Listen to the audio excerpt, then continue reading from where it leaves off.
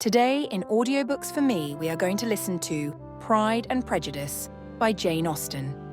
This book is divided in 5 videos. This is Part 1. We hope you enjoy it. Preface. Walt Whitman has somewhere a fine and just distinction between loving by allowance and loving with personal love.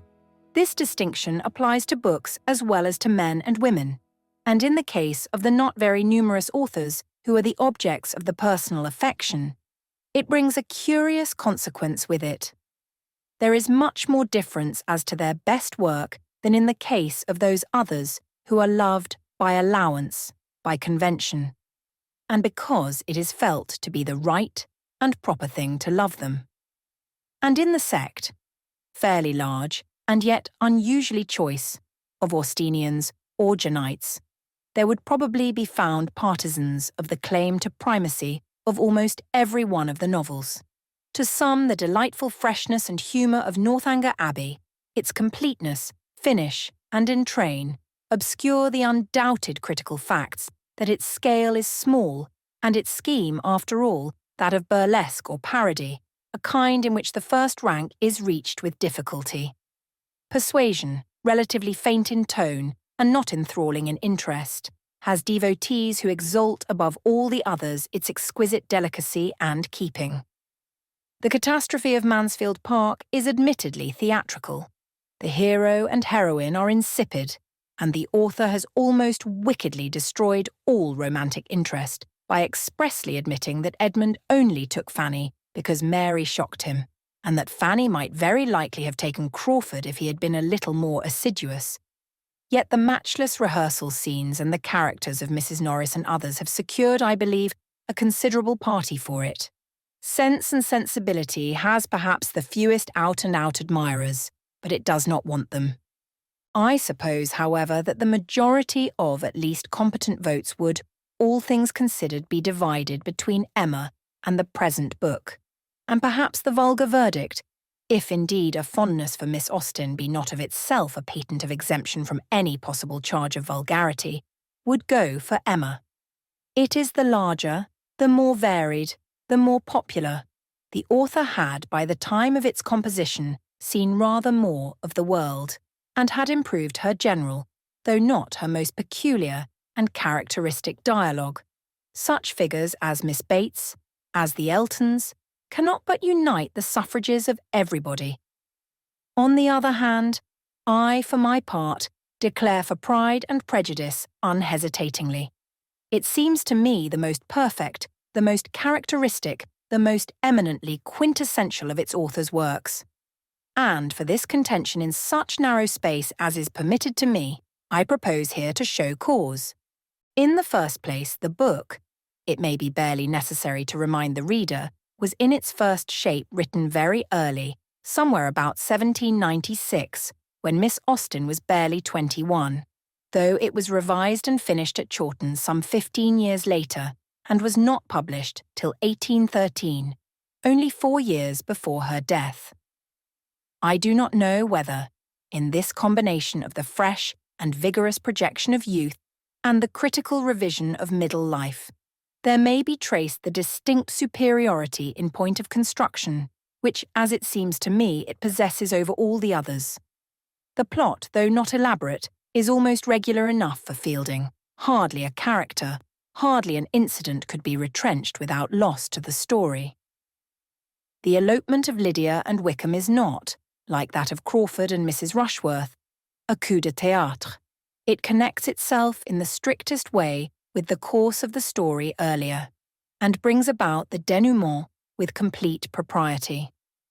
All the minor passages, the loves of Jane and Bingley, the advent of Mr. Collins, the visit to Hunsford, the Derbyshire tour, fit in after the same unostentatious but masterly fashion. There is no attempt at the hide-and-seek in-and-out business, which in the transactions between Frank Churchill and Jane Fairfax contributes no doubt a good deal to the intrigue of Emma, but contributes it in a fashion which I do not think the best feature of that otherwise admirable book. Although Miss Austen always liked something of the misunderstanding kind, which afforded her opportunities for the display of the peculiar and incomparable talent to be noticed presently, she has been satisfied here with the perfectly natural occasions provided by the false account of Darcy's conduct given by Wickham, and by the awkwardness, arising with equal naturalness, from the gradual transformation of Elizabeth's own feelings from positive aversion to actual love. I do not know whether the all-grasping hand of the playwright has ever been laid upon Pride and Prejudice, and I dare say that, if it were, the situations would prove not startling or garish enough for the footlights, the character scheme too subtle and delicate for pit and gallery. But, if the attempt were made, it would certainly not be hampered by any of those loosenesses of construction which sometimes, disguised by the conveniences of which the novelist can avail himself, appear at once on the stage. I think, however, though the thought will doubtless seem heretical to more than one school of critics, that construction is not the highest merit, the choicest gift, of the novelist. It sets off his other gifts and graces most advantageously to the critical eye, and the want of it will sometimes mar those graces, appreciably, though not quite consciously, to eyes by no means ultra-critical. But a very badly built novel, which excelled in pathetic or humorous character, or which displayed consummate command of dialogue, perhaps the rarest of all faculties, would be an infinitely better thing than a faultless plot acted and told by puppets with pebbles in their mouths. And despite the ability which Miss Austen has shown in working out the story, I for one should put Pride and Prejudice far lower if it did not contain what seemed to me the very masterpieces of Miss Austen's humour and of her faculty of character creation, masterpieces who may indeed admit John Thorpe, the Eltons, Mrs. Norris, and one or two others to their company, but who, in one instance certainly, and perhaps in others, are still superior to them. The characteristics of Miss Austen's humour are so subtle and delicate that they are, perhaps, at all times easier to apprehend than to express, and at any particular time likely to be differently apprehended by different persons. To me, this humour seems to possess a greater affinity, on the whole, to that of Addison than to any other of the numerous species of this great British genus. The differences of scheme, of time, of subject, of literary convention are, of course, obvious enough. The difference of sex does not, perhaps, count for much, for there was a distinctly feminine element in Mr. Spectator, and in Jane Austen's genius there was, though nothing mannish, much that was masculine. But the likeness of quality consists in a great number of common subdivisions of quality: demureness, extreme minuteness of touch, avoidance of loud tones and glaring effects. Also there is in both a certain not inhuman or unamiable cruelty. It is the custom with those who judge grossly to contrast the good nature of Addison with the savagery of Swift, the mildness of Miss Austen with the boisterousness of Fielding and Smollett, even with the ferocious practical jokes that her immediate predecessor, Miss Burney, allowed without very much protest. Yet, both in Mr. Addison and in Miss Austen, there is, though a restrained and well-mannered, an insatiable and ruthless delight in roasting and cutting up a fool.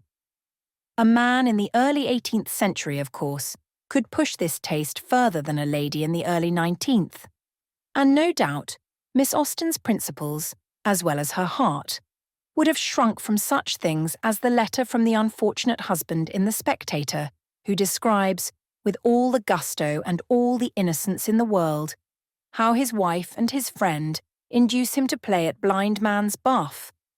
But another Spectator letter, that of the damsel of 14 who wishes to marry Mr. Shapley, and assures her selected mentor that he admires your spectators mightily, might have been written by a rather more ladylike and intelligent Lydia Bennet in the days of Lydia's great-grandmother, while, on the other hand, some, I think unreasonably, have found cynicism in touches of Miss Austen's own, such as her satire of Mrs. Musgrove's self-deceiving regrets over her son. But this word cynical is one of the most misused in the English language, especially when, by a glaring and gratuitous falsification, of its original sense, it is applied, not to rough and snarling invective, but to gentle and oblique satire. If cynicism means the perception of the other side, the sense of the accepted hells beneath, the consciousness that motives are nearly always mixed, and that to seem is not identical with to be, if this be cynicism, then every man and woman who is not a fool, who does not care to live in a fool's paradise, who has knowledge of nature and the world and life, is a cynic. And in that sense, Miss Austen certainly was one. She may even have been one in the further sense that, like her own Mr. Bennet, she took an Epicurean delight in dissecting, in displaying, in setting at work her fools and her mean persons. I think she did take this delight, and I do not think at all the worse of her for it as a woman, while she was immensely the better for it as an artist. In respect of her art generally, Mr. Goldwin Smith has truly observed that metaphor has been exhausted in depicting the perfection of it, combined with the narrowness of her field. And he has justly added that we need not go beyond her own comparison to the art of a miniature painter. To make this latter observation quite exact, we must not use the term miniature in its restricted sense, and must think rather of Memling at one end of the history of painting and Meissonier at the other, than of Cosway or any of his kind. And I am not so certain that I should myself use the word narrow in connection with her. If her world is a microcosm, the cosmic quality of it is at least as eminent as the littleness. She does not touch what she did not feel herself called to paint. I am not so sure that she could not have painted what she did not feel herself called to touch. It is at least remarkable that in 2 very short periods of writing, one of about 3 years and another of not much more than 5, she executed 6 capital works and has not left a single failure. It is possible that the romantic paste in her composition was defective. We must always remember that hardly anybody born in her decade, that of the 18th century 70s, independently exhibited the full romantic quality. Even Scott required hill and mountain and ballad, even Coleridge metaphysics and German to enable them to chip the classical shell.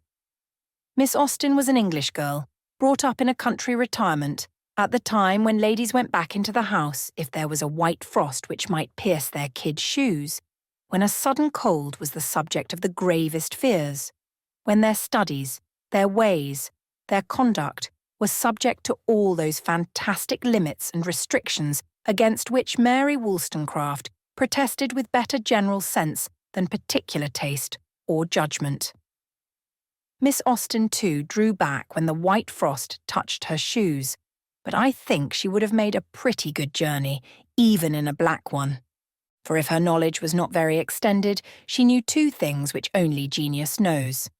The one was humanity, and the other was art. On the first head, she could not make a mistake. Her men, though limited, are true, and her women are, in the old sense, absolute. As to art, if she has never tried idealism, her realism is real to a degree which makes the false realism of our own day look merely dead alive. Take almost any Frenchman, except the late Monsieur de Maupassant, and watch him laboriously piling up strokes in the hope of giving a complete impression. You get none. You are lucky if, discarding 2/3 of what he gives, you can shape a real impression out of the rest. But, with Miss Austen, the myriad, trivial, unforced strokes build up the picture like magic. Nothing is false, nothing is superfluous. When, to take the present book only, Mr. Collins changed his mind from Jane to Elizabeth while Mrs. Bennet was stirring the fire, and we know how Mrs. Bennet would have stirred the fire. When Mr. Darcy brought his coffee cup back himself, the touch in each case is like that of Swift, taller by the breadth of my nail, which impressed the half-reluctant Thackeray with just and outspoken admiration. Indeed, fantastic as it may seem, I should put Miss Austen as near to Swift in some ways, as I have put her to Addison in others. This Swiftian quality appears in the present novel as it appears nowhere else in the character of the immortal, the ineffable Mr. Collins. Mr. Collins is really great, far greater than anything Addison ever did, almost great enough for Fielding or for Swift himself. It has been said that no one ever was like him. But in the first place, he was like him. He is there, alive, imperishable, more real than hundreds of prime ministers and archbishops, of metals, semi-metals, and distinguished philosophers. In the second place, it is rash, I think, to conclude that an actual Mr. Collins was impossible or non-existent at the end of the 18th century. It is very interesting that we possess, in this same gallery, what may be called a spoiled first draft, or an unsuccessful study of him, in John Dashwood. The formality, the underbreeding, the meanness are there, but the portrait is only half alive, and is felt to be even a little unnatural. Mr. Collins is perfectly natural, and perfectly alive.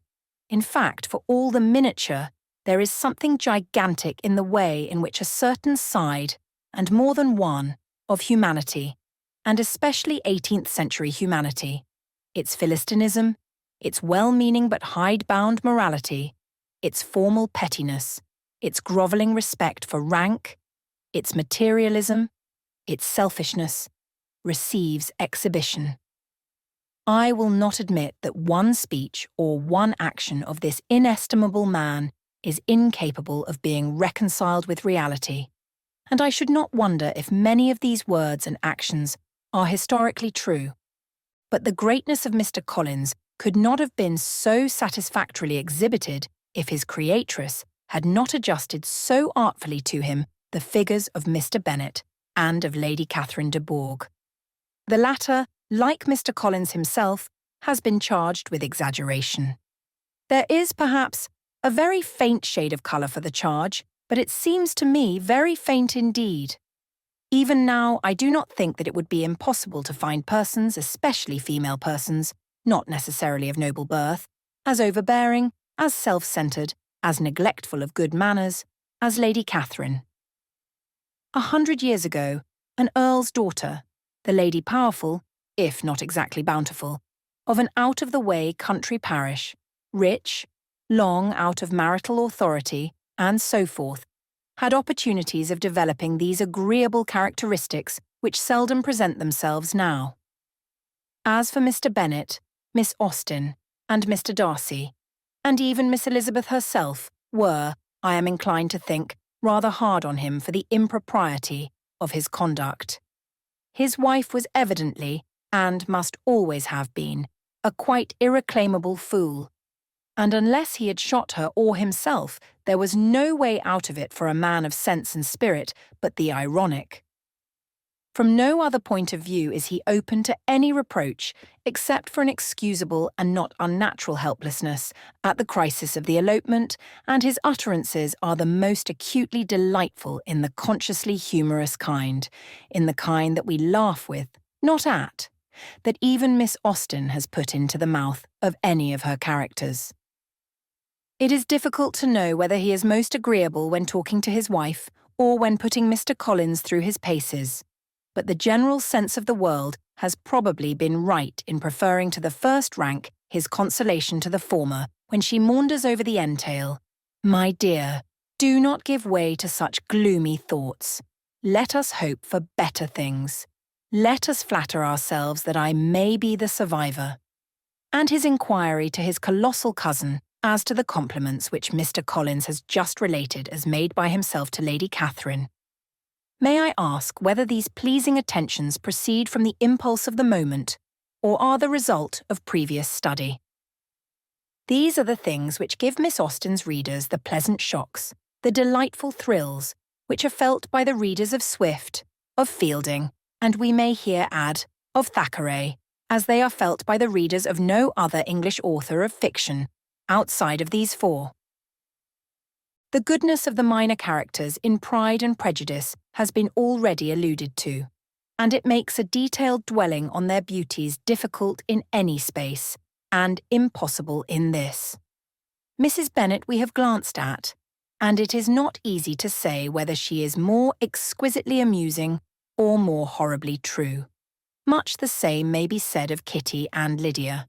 But it is not every author, even of genius, who would have differentiated with such unerring skill the effects of folly and vulgarity of intellect and disposition working upon the common weaknesses of woman at such different ages. With Mary, Miss Austen has taken rather less pains, though she has been even more unkind to her, not merely in the text but, as we learn from those interesting traditional appendices which Mr. Austen Leigh has given us, in dooming her privately to marry one of Mr. Phillips's clerks. The habits of first copying and then retailing moral sentiments, of playing and singing too long in public are, no doubt, grievous and criminal, but perhaps poor Mary was rather the scapegoat of the sins of blue stockings in that Fordyce-belectured generation. It is at any rate difficult not to extend to her a share of the respect and affection and respect of a peculiar kind, doubtless, with which one regards Mr. Collins when she draws the moral of Lydia's fall. I sometimes wish that the exigencies of the story had permitted Miss Austen to unite these personages, and thus at once achieve a notable mating and soothe poor Mrs. Bennet's anguish over the entail. The Bingleys and the Gardiners and the Lucases, Miss Darcy and Mr. Bourg, Jane, Wickham and the rest, must pass without special comment, further than the remark that Charlotte Lucas, her egregious papa, though delightful, is just a little on the thither side of the line between comedy and farce, is a wonderfully clever study in drab of one kind, and that Wickham, though something of Miss Austen's hesitation of touch in dealing with young men appears, is a not much less notable sketch in drab of another. Only genius could have made Charlotte what she is, yet not disagreeable, Wickham what he is, without investing him either with a cheap Don Juanish attractiveness or a disgusting rascality. But the hero and the heroine are not tints to be dismissed. Darcy has always seemed to me by far the best and most interesting of Miss Austen's heroes, the only possible competitor being Henry Tilney, whose part is so slight and simple that it hardly enters into comparison. It has sometimes, I believe, been urged that his pride is unnatural at first in its expression and later in its yielding, while his falling in love at all is not extremely probable. Here again I cannot go with the objectors. Darcy's own account of the way in which his pride had been pampered is perfectly rational and sufficient, and nothing could be, psychologically speaking, a causa varia for its sudden restoration to healthy conditions than the shock of Elizabeth's scornful refusal acting on a nature ex hypothesi generous. Nothing in even our author is finer and more delicately touched than the change of his demeanour at the sudden meeting in the grounds of Pemberley. Had he been a bad prig or a bad coxcomb, he might have been still smarting under his rejection, or suspicious that the girl had come husband-hunting. His being neither is exactly consistent with the probable feelings of a man spoilt in the common sense, but not really injured in disposition and thoroughly in love. As for his being in love, Elizabeth has given as just an exposition of the causes of that phenomenon as Darcy has of the conditions of his unregenerate state, only she has of course not counted in what was due to her own personal charm. The secret of that charm many men, and not a few women, from Miss Austen herself downwards, have felt, and like most charms, it is a thing rather to be felt than to be explained. Elizabeth, of course, belongs to the Allegro or Allegra division of the army of Venus. Miss Austen was always provokingly chary of description in regard to her beauties, and except the fine eyes and a hint or two that she had at any rate sometimes a bright complexion and was not very tall, we hear nothing about her looks.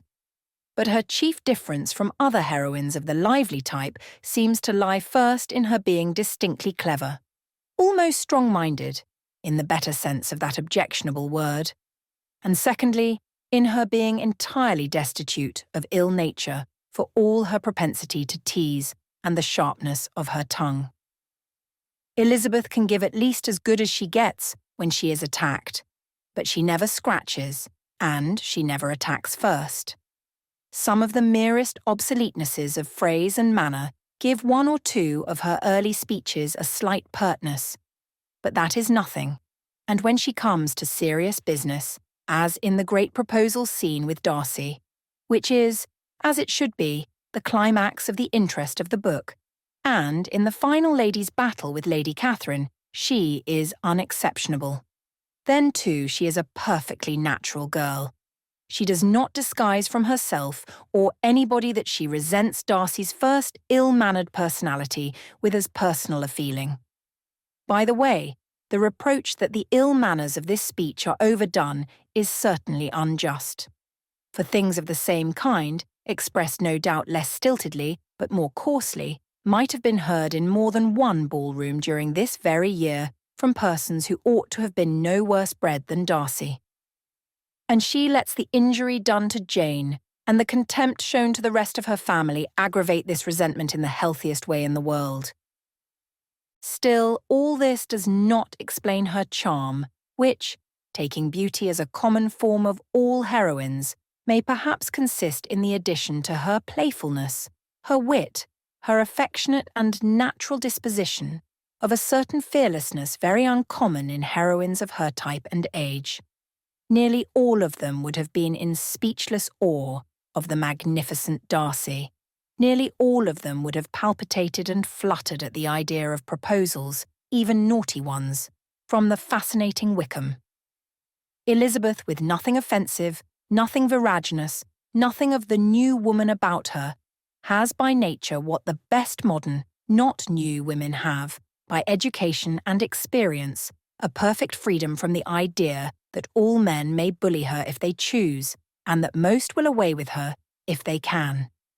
Though not in the least impudent and mannish grown, she has no mere sensibility, no nasty niceness about her.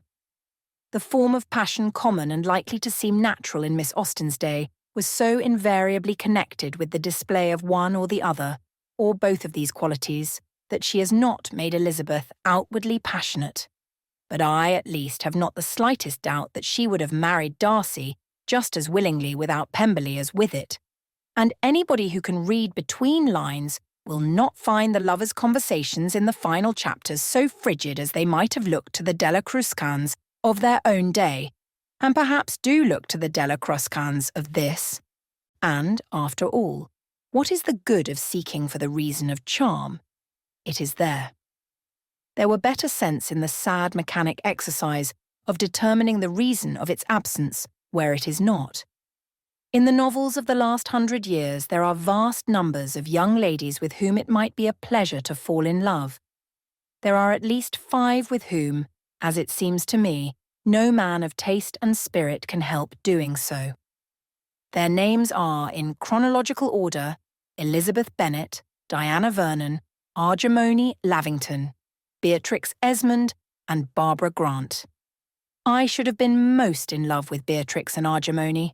I should, I think, for mere occasional companionship, have preferred Diana and Barbara. But to live with and to marry, I do not know that any one of the 4 can come into competition with Elizabeth. George Saintsbury. Chapter 1. It is a truth universally acknowledged that a single man in possession of a good fortune must be in want of a wife. However little known the feelings or views of such a man may be on his first entering a neighbourhood, this truth is so well fixed in the minds of the surrounding families that he is considered as the rightful property of some one or other of their daughters. "My dear Mr. Bennet," said his lady to him one day, "have you heard that Netherfield Park is let at last?" Mr. Bennet replied that he had not. "But it is," returned she, "for Mrs. Long has just been here, and she told me all about it." Mr. Bennet made no answer. "Do not you want to know who has taken it?" cried his wife impatiently. "You want to tell me, and I have no objection to hearing it." Chapter 2. I hope Mr. Bingley will like it. Mr. Bennet was among the earliest of those who waited on Mr. Bingley. He had always intended to visit him, though to the last always assuring his wife that he should not go. Until the evening after the visit was paid, she had no knowledge of it. It was then disclosed in the following manner. Observing his second daughter employed in trimming a hat, he suddenly addressed her with, "I hope Mr. Bingley will like it, Lizzie." "We are not in a way to know what Mr. Bingley likes," said her mother resentfully, "since we are not to visit." "But you forget, Mamma," said Elizabeth, "that we shall meet him at the assemblies, and that Mrs. Long has promised to introduce him."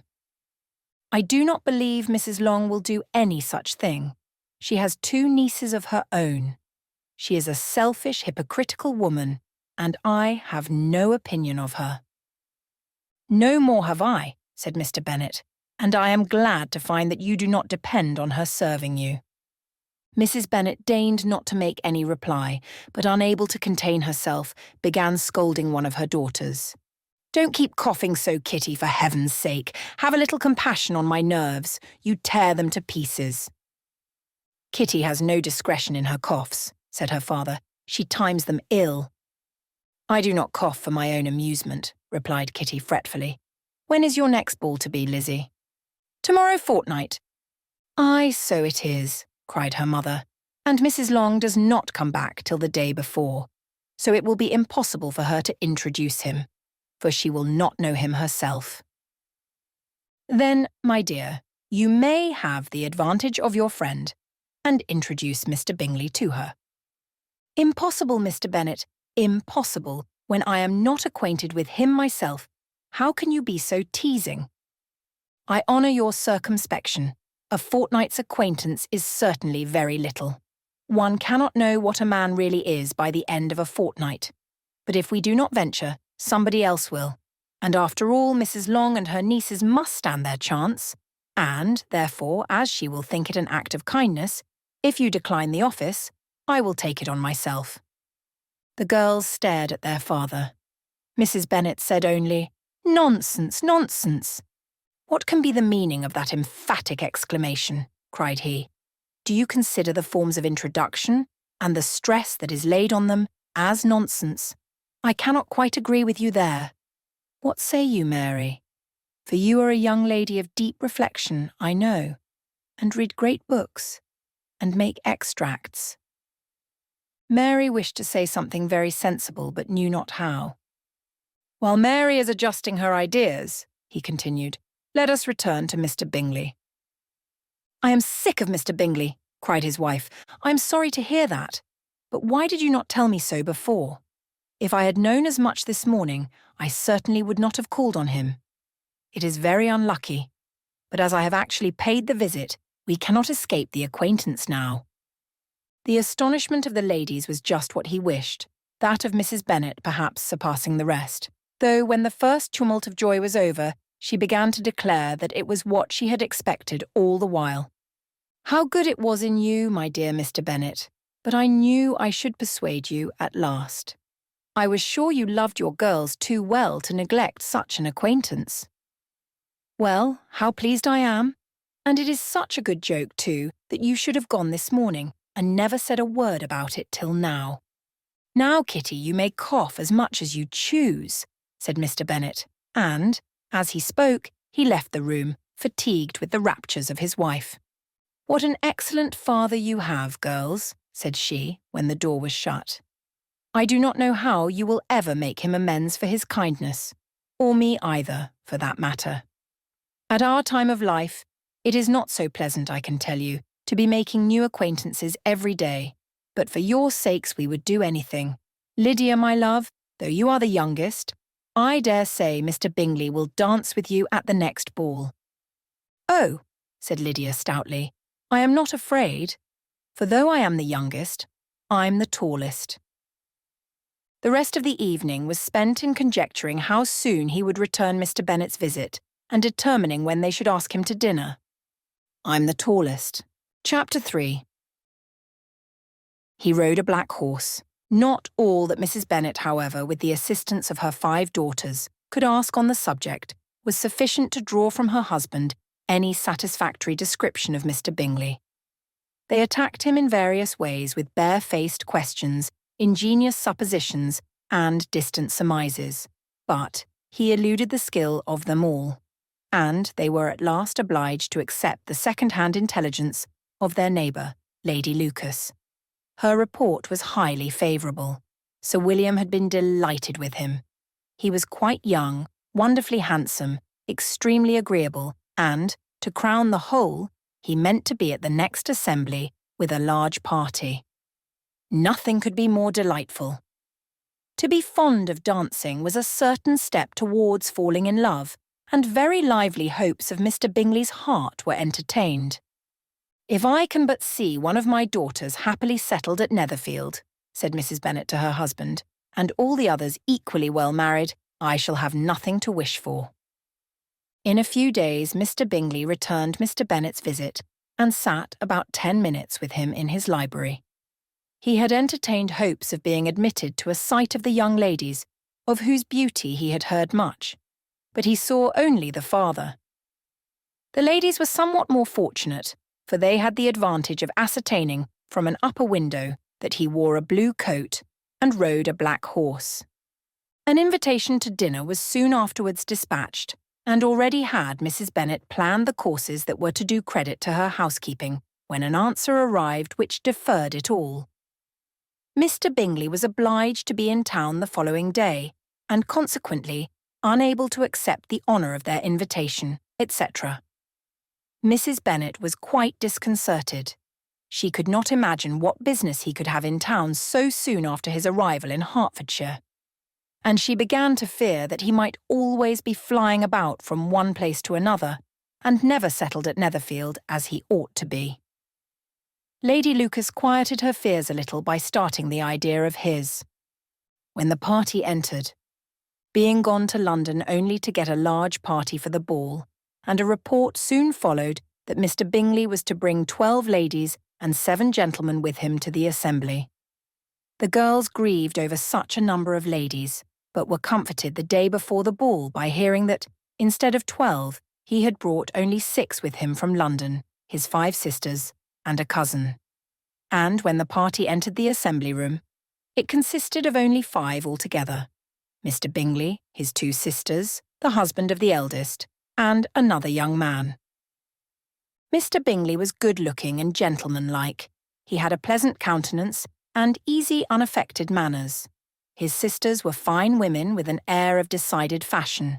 His brother-in-law, Mr. Hurst, merely looked the gentleman, but his friend, Mr. Darcy, soon drew the attention of the room by his fine, tall person, handsome features, noble mien, and the report, which was in general circulation within 5 minutes after his entrance, of his having 10,000 a year. The gentleman pronounced him to be a fine figure of a man. The ladies declared he was much handsomer than Mr. Bingley, and he was looked at with great admiration for about half the evening, till his manners gave a disgust which turned the tide of his popularity. For he was discovered to be proud, to be above his company, and above being pleased, and not all his large estate in Derbyshire could save him from having a most forbidding, disagreeable countenance, and being unworthy to be compared with his friend. Mr. Bingley had soon made himself acquainted with all the principal people in the room. He was lively and unreserved, danced every dance, was angry that the ball closed so early, and talked of giving one himself at Netherfield. Such amiable qualities must speak for themselves. What a contrast between him and his friend! Mr. Darcy danced only once with Mrs. Hurst and once with Miss Bingley, declined being introduced to any other lady, and spent the rest of the evening in walking about the room, speaking occasionally to one of his own party. His character was decided. He was the proudest, most disagreeable man in the world, and everybody hoped that he would never come there again. Amongst the most violent against him was Mrs. Bennet, whose dislike of his general behaviour was sharpened into particular resentment by his having slighted one of her daughters. Elizabeth Bennet had been obliged, by the scarcity of gentlemen, to sit down for 2 dances, and during part of that time Mr. Darcy had been standing near enough for her to overhear a conversation between him and Mr. Bingley, who came from the dance for a few minutes to press his friend to join it. "Come, Darcy," said he, "I must have you dance. I hate to see you standing about by yourself in this stupid manner. You had much better dance." "I certainly shall not. You know how I detest it, unless I am particularly acquainted with my partner. At such an assembly as this, it would be insupportable.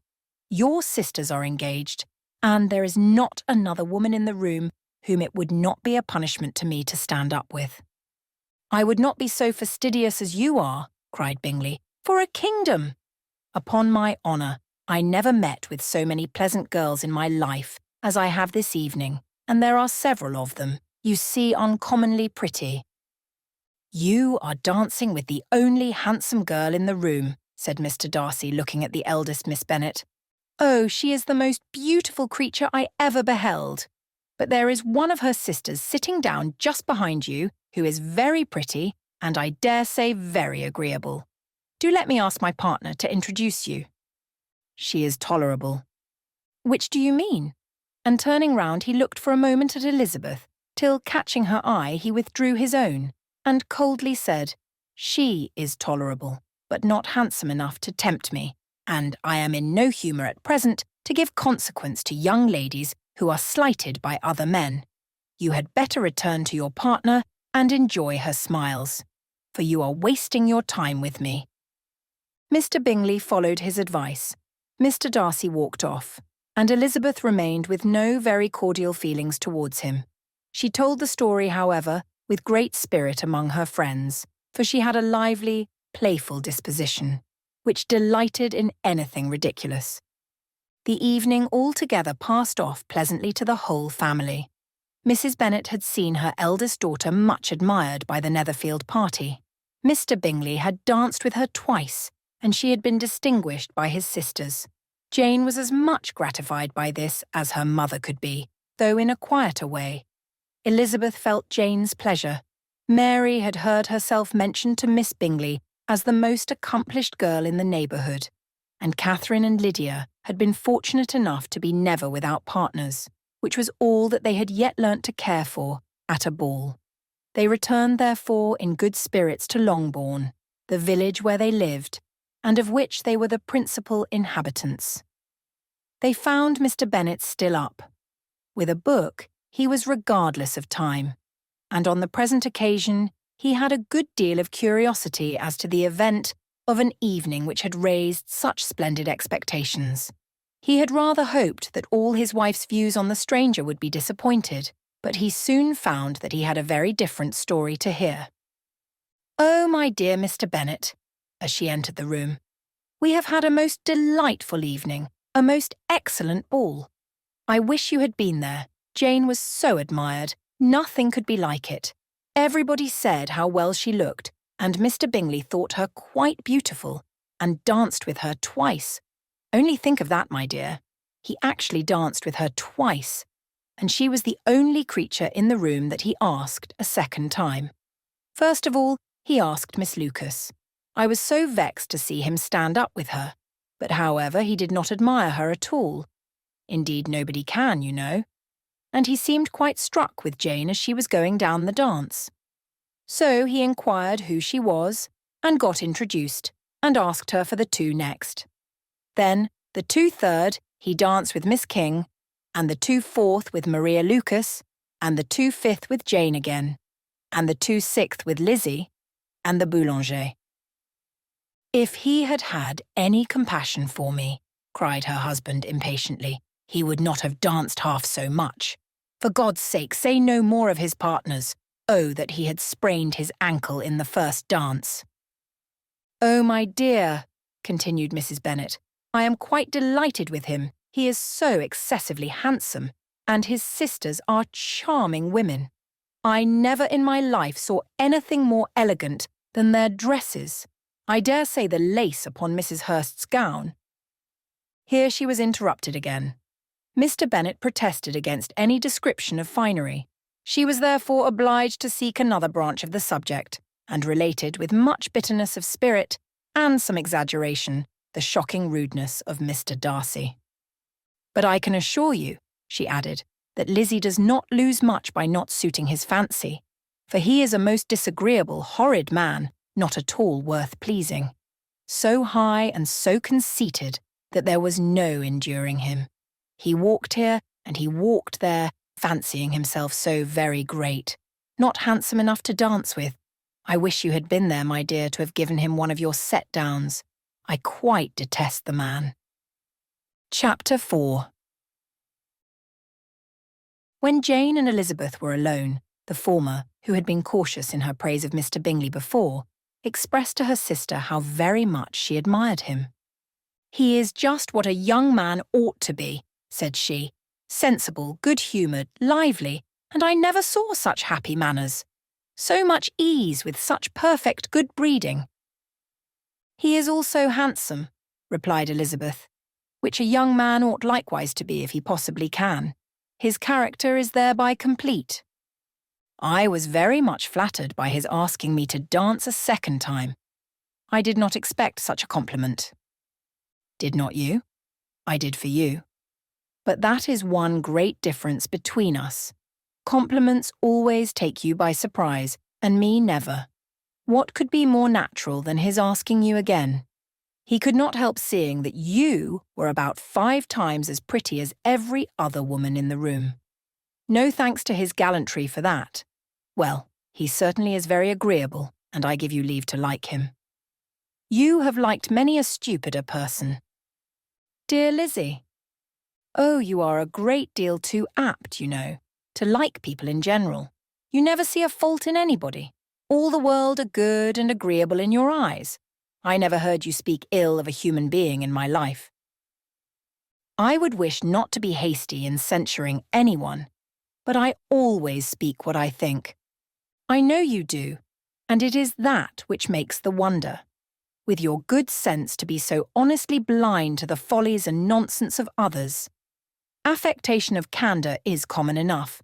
One meets with it everywhere.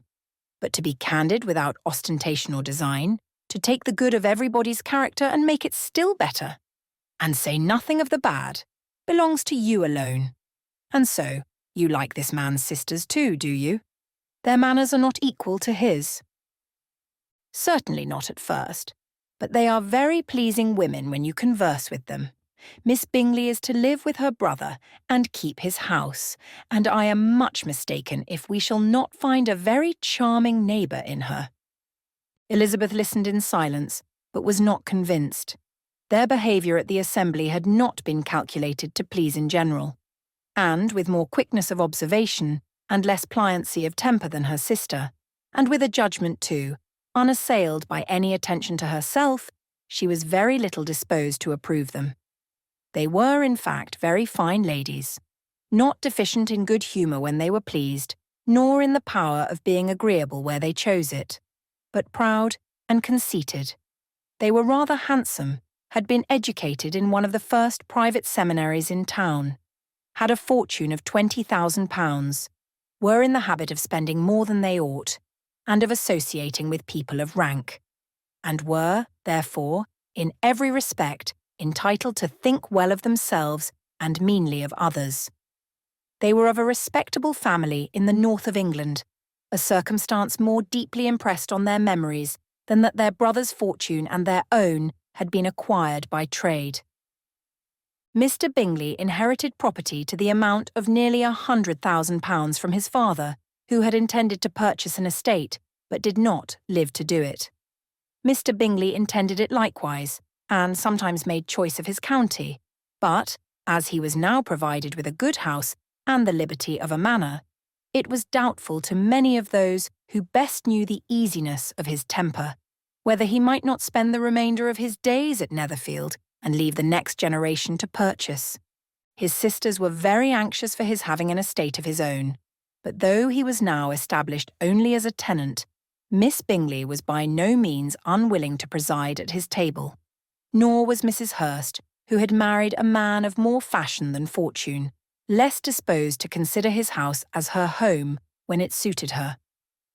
Mr. Bingley had not been of age 2 years when he was tempted, by an accidental recommendation, to look at Netherfield House.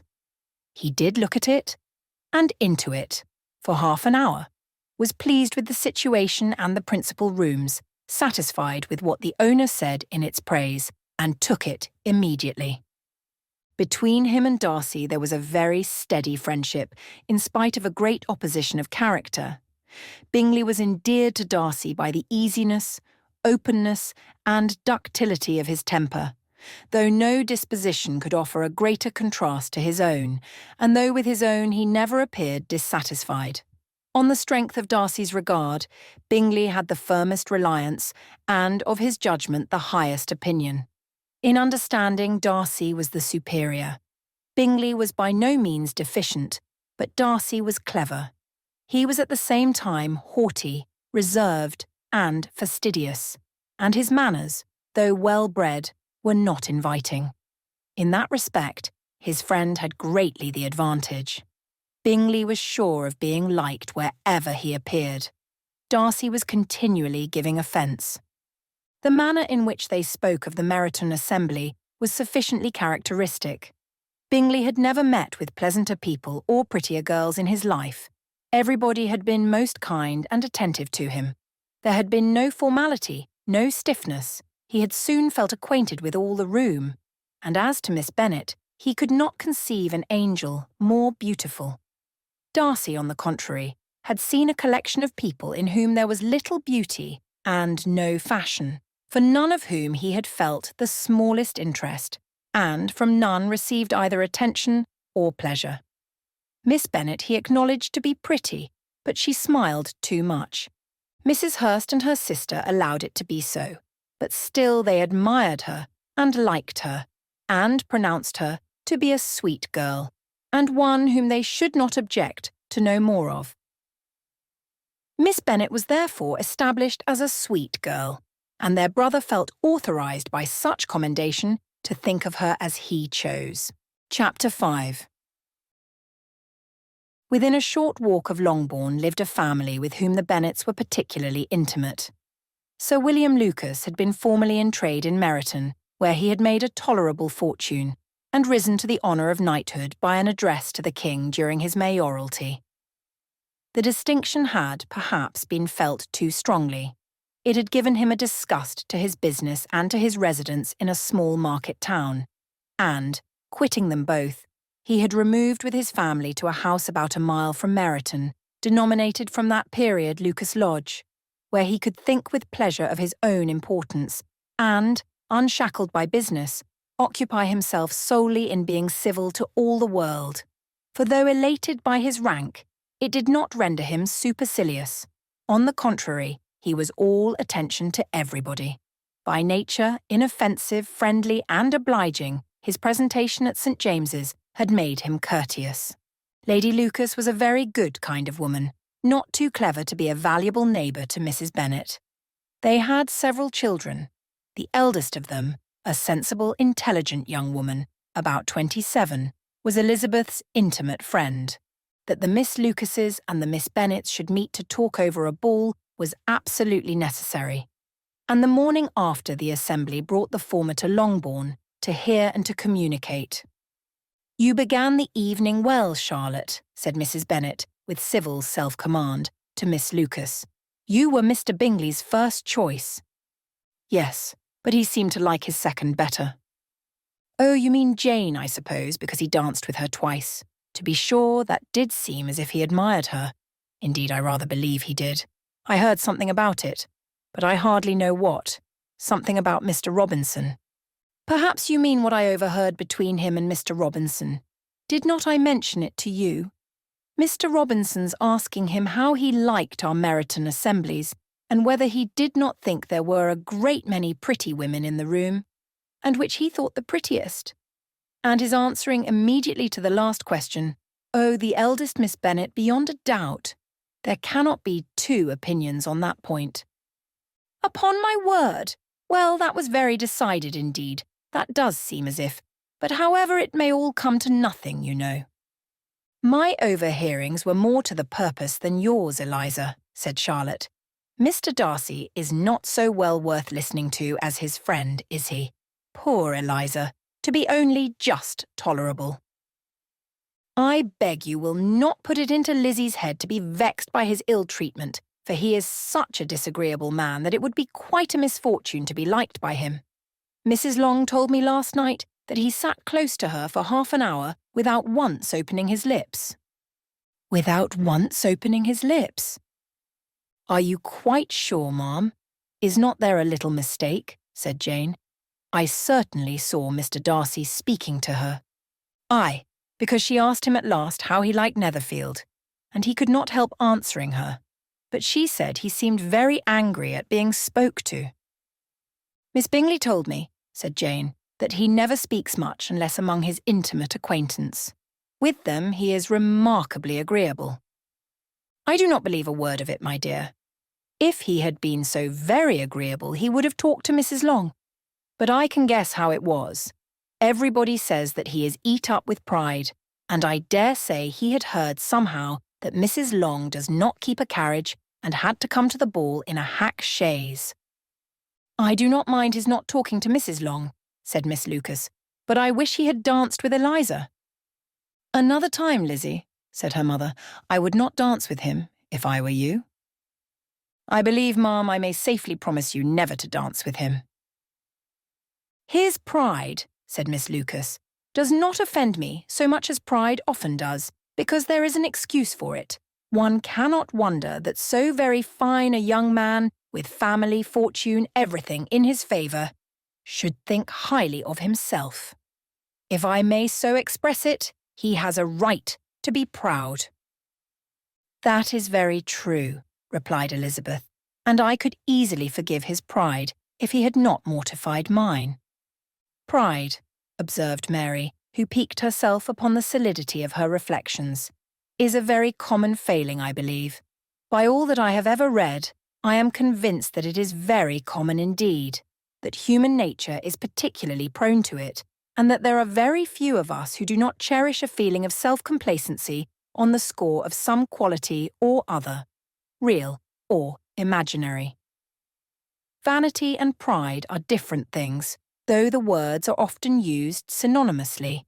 A person may be proud without being vain. Pride relates more to our opinion of ourselves, vanity to what we would have others think of us.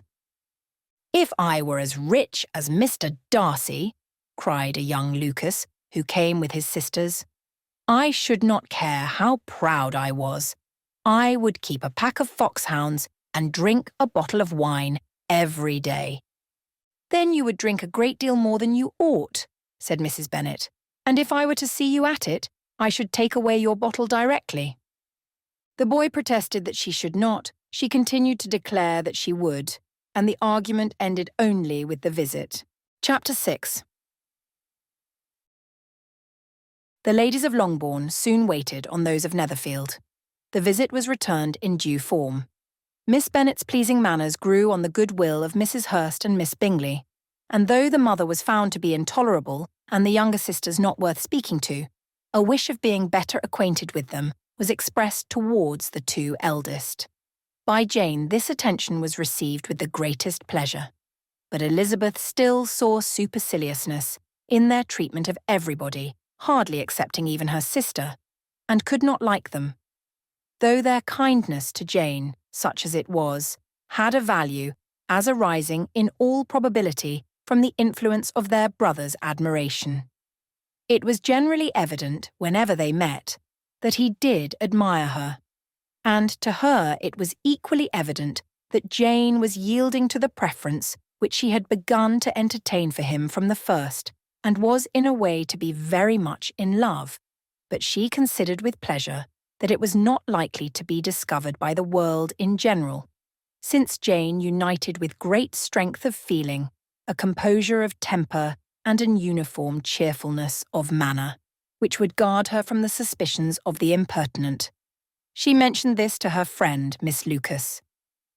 It may, perhaps, be pleasant, replied Charlotte, to be able to impose on the public in such a case, but it is sometimes a disadvantage to be so very guarded.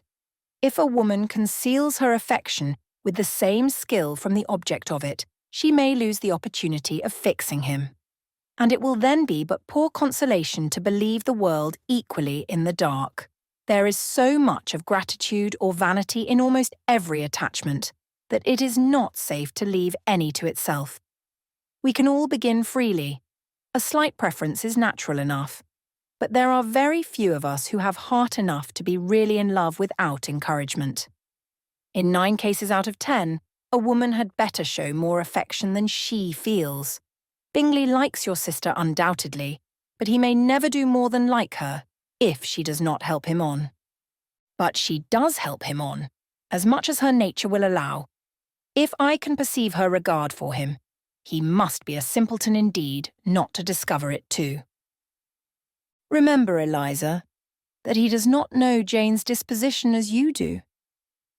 But if a woman is partial to a man and does not endeavour to conceal it, he must find it out. Perhaps he must, if he sees enough of her.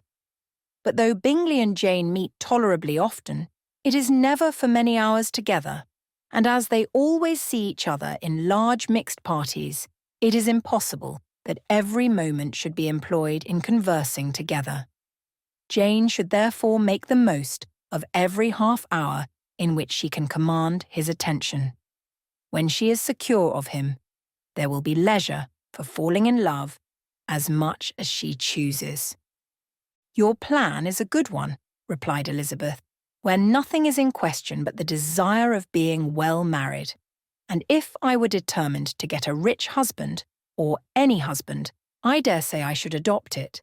But these are not Jane's feelings. She is not acting by design. As yet she cannot even be certain of the degree of her own regard, nor of its reasonableness. She has known him only a fortnight. She danced 4 dances with him at Meryton. She saw him one morning at his own house, and has since dined in company with him 4 times. This is not quite enough to make her understand his character. Not as you represent it. Had she merely dined with him, she might only have discovered whether he had a good appetite, but you must remember that 4 evenings have been also spent together.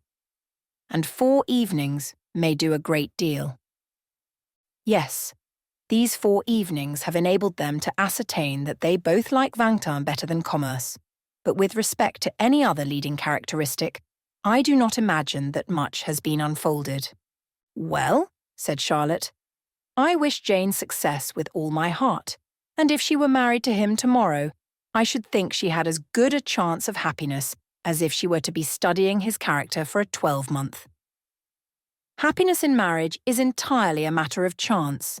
If the dispositions of the parties are ever so well known to each other, or ever so similar beforehand, it does not advance their felicity in the least. They always continue to grow sufficiently unlike afterwards to have their share of vexation, and it is better to know as little as possible of the defects of the person with whom you are to pass your life. You make me laugh, Charlotte, but it is not sound. You know it is not sound, and that you would never act in this way yourself. Occupied in observing Mr. Bingley's attention to her sister, Elizabeth was far from suspecting that she was herself becoming an object of some interest in the eyes of his friend. Mr. Darcy had at first scarcely allowed her to be pretty. He had looked at her without admiration at the ball. And when they next met, he looked at her only to criticise. But no sooner had he made it clear to himself and his friends that she had hardly a good feature in her face than he began to find it was rendered uncommonly intelligent by the beautiful expression of her dark eyes. To this discovery succeeded some others equally mortifying. Though he had detected with a critical eye more than one failure of perfect symmetry in her form, he was forced to acknowledge her figure to be light and pleasing. And in spite of his asserting that her manners were not those of the fashionable world, he was caught by their easy playfulness. Of this she was perfectly unaware. To her he was only the man who made himself agreeable nowhere, and who had not thought her handsome enough to dance with. He began to wish to know more of her, and, as a step towards conversing with her himself, attended to her conversation with others. His doing so drew her notice. It was at Sir William Lucas's, where a large party were assembled. "What does Mr. Darcy mean," said she to Charlotte, "by listening to my conversation with Colonel Forster?" "That is a question which Mr. Darcy only can answer." but if he does it any more, I shall certainly let him know that I see what he is about. He has a very satirical eye, and if I do not begin by being impertinent myself, I shall soon grow afraid of him." The entreaties of several. On his approaching them soon afterwards, though without seeming to have any intention of speaking, Miss Lucas defied her friend to mention such a subject to him, which immediately provoking Elizabeth to do it, she turned to him and said, "Did not you think, Mr. Darcy, that I expressed myself uncommonly well just now when I was teasing Colonel Forster to give us a ball at Meryton? With great energy, but it is a subject which always makes a lady energetic. You are severe on us." "It will be her turn soon to be teased," said Miss Lucas. "I am going to open the instrument, Eliza, and you know what follows. You are a very strange creature by way of a friend, always wanting me to play and sing before anybody and everybody. If my vanity had taken a musical turn, you would have been invaluable, but as it is, I would really rather not sit down before those who must be in the habit of hearing the very best performers." On Miss Lucas's persevering, however, she added, "Very well. If it must be so, it must," and gravely glancing at Mr. Darcy, "There is a very fine old saying, which everybody here is of course familiar with, 'Keep your breath to cool your porridge,' and I shall keep mine to swell my song." Her performance was pleasing, though by no means capital.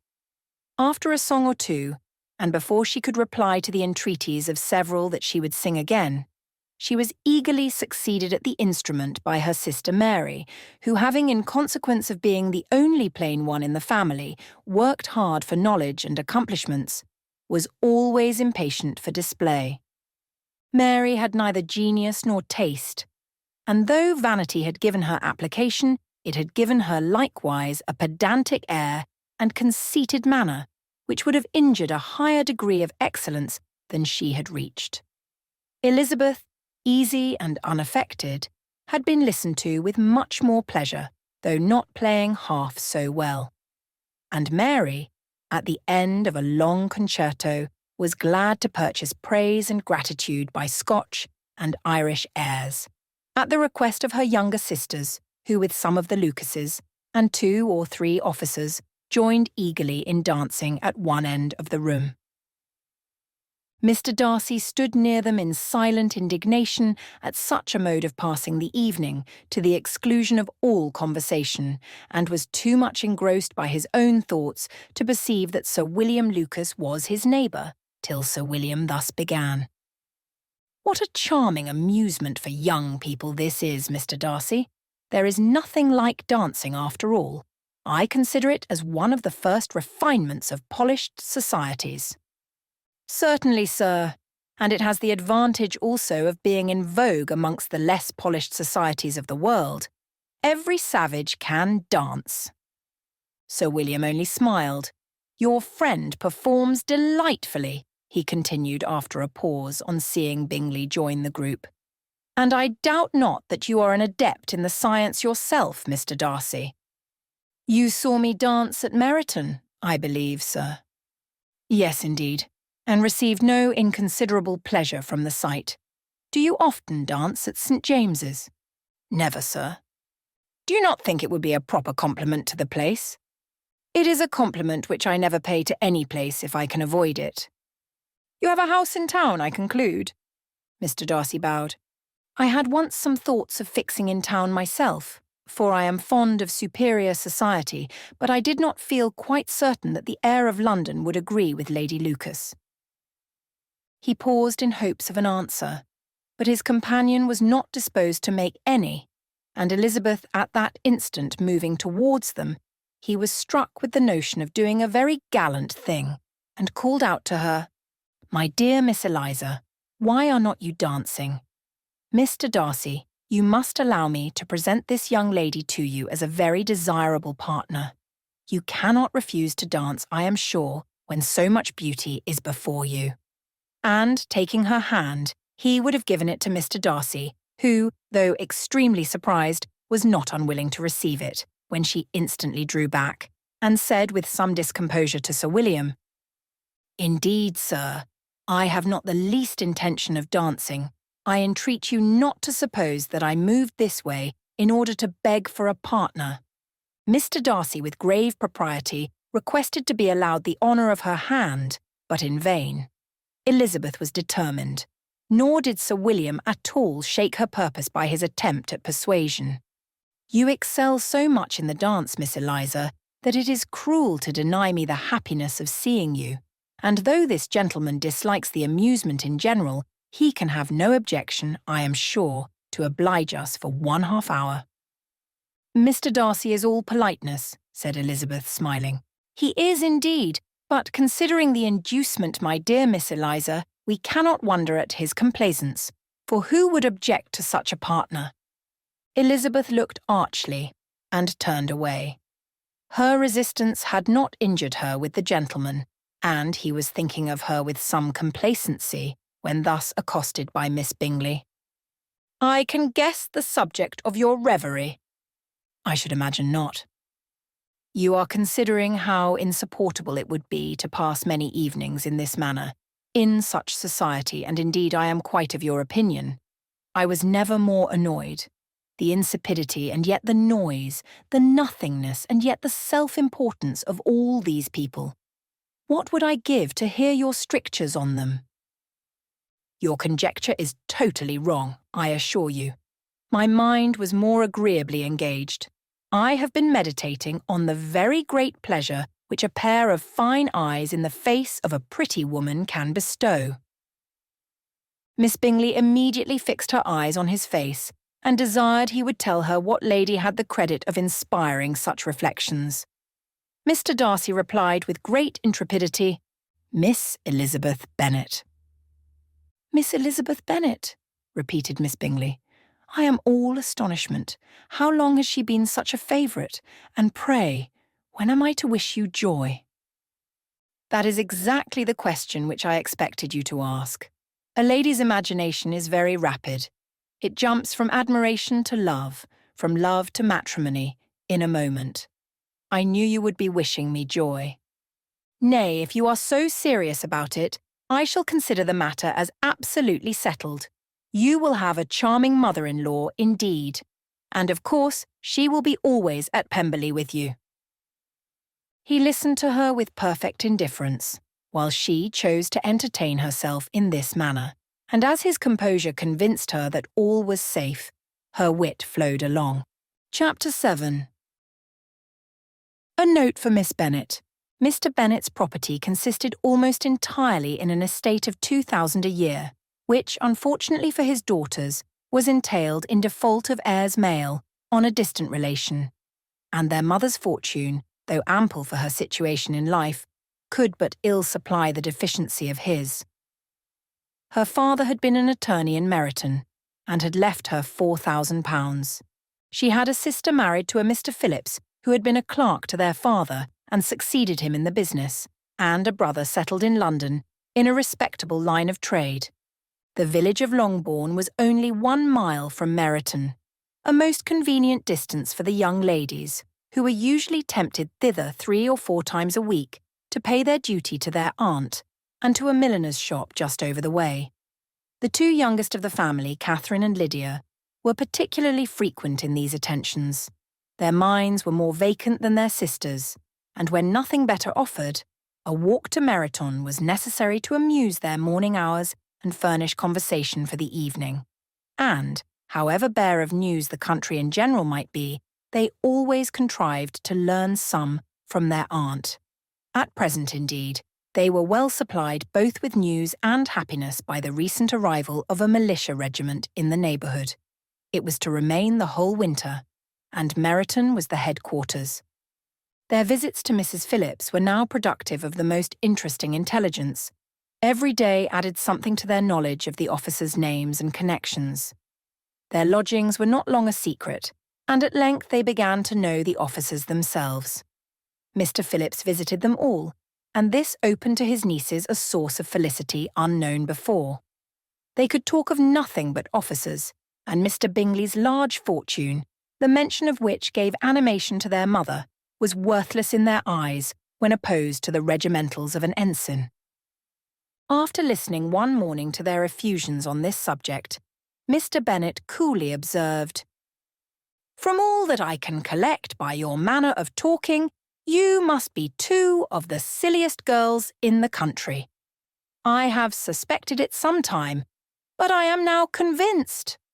Catherine was disconcerted and made no answer, but Lydia, with perfect indifference, continued to express her admiration of Captain Carter and her hope of seeing him in the course of the day, as he was going the next morning to London. "I am astonished, my dear," said Mrs. Bennet, "that you should be so ready to think your own children silly. If I wish to think slightingly of anybody's children, it should not be of my own, however. If my children are silly, I must hope to be always sensible of it. Yes, but as it happens, they are all of them very clever. This is the only point, I flatter myself, on which we do not agree. I had hoped that our sentiments coincided in every particular, but I must so far differ from you as to think our two youngest daughters uncommonly foolish. My dear Mr. Bennet, you must not expect such girls to have the sense of their father and mother. When they get to our age, I dare say they will not think about officers any more than we do. I remember the time when I liked a red coat myself very well, and indeed so I do still at my heart, and if a smart young colonel with 5,000 or 6,000 a year should want one of my girls, I shall not say nay to him. And I thought Colonel Forster looked very becoming the other night at Sir William's in his regimentals." "Mamma," cried Lydia, "my aunt says that Colonel Forster and Captain Carter do not go so often to Miss Watson's as they did when they first came. She sees them now very often standing in Clark's library." Mrs. Bennet was prevented replying by the entrance of the footman with a note for Miss Bennet. It came from Netherfield, and the servant waited for an answer. Mrs. Bennet's eyes sparkled with pleasure, and she was eagerly calling out while her daughter read, "Well, Jane, who is it from? What is it about? What does he say? Well, Jane, make haste and tell us. Make haste, my love." "It is from Miss Bingley," said Jane, and then read it aloud. Chapter 8. Covering a screen. At 5 o'clock the two ladies retired to dress, and at 6:30 Elizabeth was summoned to dinner. To the civil inquiries which then poured in, and amongst which she had the pleasure of distinguishing the much superior solicitude of Mr. Bingley, she could not make a very favourable answer. Jane was by no means better. The sisters, on hearing this, repeated 3 or 4 times how much they were grieved, how shocking it was to have a bad cold, and how excessively they disliked being ill themselves, and then thought no more of the matter, and their indifference towards Jane, when not immediately before them, restored Elizabeth to the enjoyment of all her original dislike. Their brother, indeed, was the only one of the party whom she could regard with any complacency. His anxiety for Jane was evident, and his attentions to herself most pleasing, and they prevented her feeling herself so much an intruder as she believed she was considered by the others. She had very little notice from any but him. Miss Bingley was engrossed by Mr. Darcy, her sister scarcely less so, and as for Mr. Hurst, by whom Elizabeth sat, he was an indolent man, who lived only to eat, drink, and play at cards, who, when he found her prefer a plain dish to a ragout, had nothing to say to her. When dinner was over, she returned directly to Jane, and Miss Bingley began abusing her as soon as she was out of the room. Her manners were pronounced to be very bad indeed, a mixture of pride and impertinence. She had no conversation, no style, no taste, no beauty. Mrs. Hurst thought the same and added, "She has nothing, in short, to recommend her but being an excellent walker. I shall never forget her appearance this morning. She really looked almost wild." "She did indeed, Louisa. I could hardly keep my countenance. Very nonsensical to come at all. Why must she be scampering about the country? Because her sister had a cold. Her hair so untidy, so blousy. Yes, and her petticoat. I hope you saw her petticoat, 6 inches deep in mud. I am absolutely certain. and the gown which had been let down to hide it not doing its office. "Your picture may be very exact, Louisa," said Bingley, "but this was all lost upon me. I thought Miss Elizabeth Bennet looked remarkably well when she came into the room this morning. Her dirty petticoat quite escaped my notice." "You observed it, Mr. Darcy, I am sure," said Miss Bingley, "and I am inclined to think that you would not wish to see your sister make such an exhibition." "Certainly not. To walk 3 miles, or 4 miles, or 5 miles, or whatever it is, above her ankles in dirt, and alone, quite alone. What could she mean by it? It seems to me to show an abominable sort of conceited independence, a most country-town indifference to decorum." "It shows an affection for her sister that is very pleasing," said Bingley. "I am afraid, Mr. Darcy," observed Miss Bingley, in a half-whisper, "that this adventure has rather affected your admiration of her fine eyes." "Not at all," he replied. "They were brightened by the exercise." A short pause followed this speech, and Mrs. Hurst began again. "I have an excessive regard for Jane Bennet. She is really a very sweet girl, and I wish with all my heart she were well settled. But with such a father and mother and such low connections, I am afraid there is no chance of it. I think I have heard you say that their uncle is an attorney in Meryton." "Yes, and they have another who lives somewhere near Cheapside." "That is capital," added her sister, and they both laughed heartily.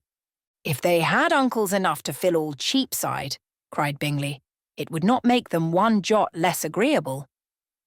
"But it must very materially lessen their chance of marrying men of any consideration in the world," replied Darcy.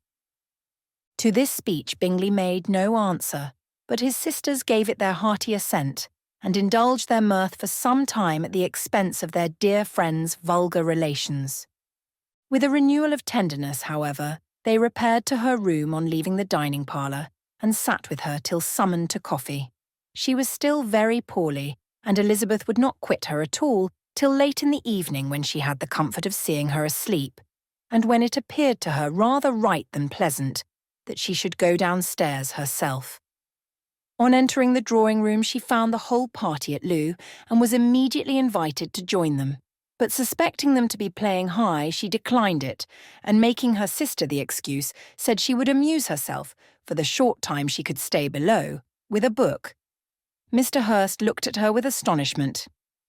"Do you prefer reading to cards?" said he. "That is rather singular." "Miss Eliza Bennet," said Miss Bingley, "despises cards. She is a great reader, and has no pleasure in anything else." "I deserve neither such praise nor such censure," cried Elizabeth. "I am not a great reader, and I have pleasure in many things." "In nursing your sister I am sure you have pleasure," said Bingley, "and I hope it will soon be increased by seeing her quite well."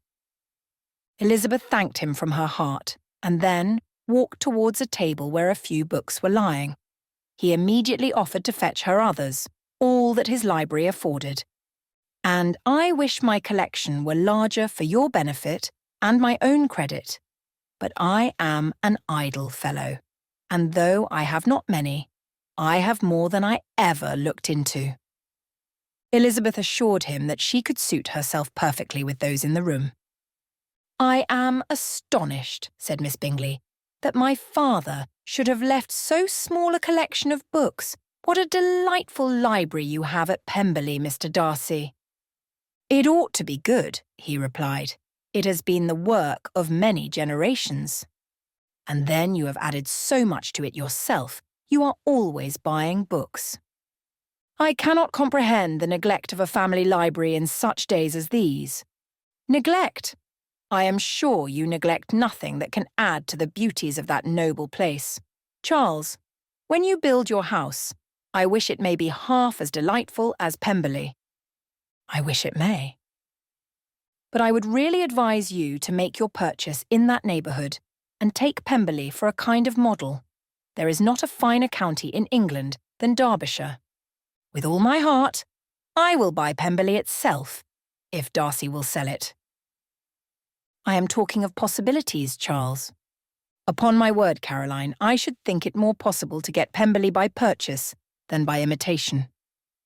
Elizabeth was so much caught by what passed as to leave her very little attention for her book, and, soon laying it wholly aside, she drew near the card table and stationed herself between Mr. Bingley and his eldest sister to observe the game.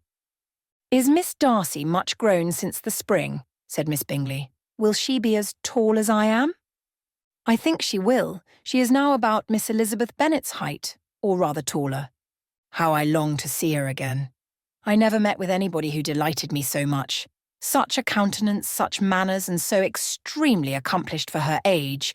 Her performance on the pianoforte is exquisite." "It is amazing to me," said Bingley, "how young ladies can have patience to be so very accomplished as they all are." "All young ladies accomplished? My dear Charles, what do you mean?" "Yes, all of them, I think. They all paint tables, cover screens, and net purses. I scarcely know anyone who cannot do all this, and I am sure I never heard a young lady spoken of for the first time without being informed that she was very accomplished." "Your list of the common extent of accomplishments," said Darcy, "has too much truth. The word is applied to many a woman who deserves it no otherwise than by netting a purse or covering a screen. But I am very far from agreeing with you in your estimation of ladies in general. I cannot boast of knowing more than half a dozen in the whole range of my acquaintance that are really accomplished." "Nor I am sure," said Miss Bingley. "Then," observed Elizabeth, "you must comprehend a great deal in your idea of an accomplished woman." "Yes, I do comprehend a great deal in it." "Oh, certainly," cried his faithful assistant. "No one can be really esteemed accomplished who does not greatly surpass what is usually met with. A woman must have a thorough knowledge of music, singing, drawing, dancing, and the modern languages to deserve the word. And, besides all this, she must possess a certain something in her air and manner of walking, the tone of her voice, her address and expressions, or the word will be but half deserved." "All this she must possess," added Darcy, "and to all she must yet add something more substantial in the improvement of her mind by extensive reading." "I am no longer surprised at your knowing only 6 accomplished women. I rather wonder now at your knowing any. Are you so severe upon your own sex as to doubt the possibility of all this? I never saw such a woman. I never saw such capacity and taste and application and elegance, as you describe, united." Mrs. Hurst and Miss Bingley both cried out against the injustice of her implied doubt, and were both protesting that they knew many women who answered this description when Mr. Hurst called them to order, with bitter complaints of their inattention to what was going forward. As all conversation was thereby at an end, Elizabeth soon afterwards left the room. "Eliza Bennet," said Miss Bingley, when the door was closed on her, "is one of those young ladies who seek to recommend themselves to the other sex by undervaluing their own. And with many men, I dare say, it succeeds. But, in my opinion, it is a paltry device, a very mean art." "Undoubtedly," replied Darcy, to whom this remark was chiefly addressed. "There is meanness in all the arts which ladies sometimes condescend to employ for captivation. Whatever bears affinity to cunning is despicable." Miss Bingley was not so entirely satisfied with this reply as to continue the subject.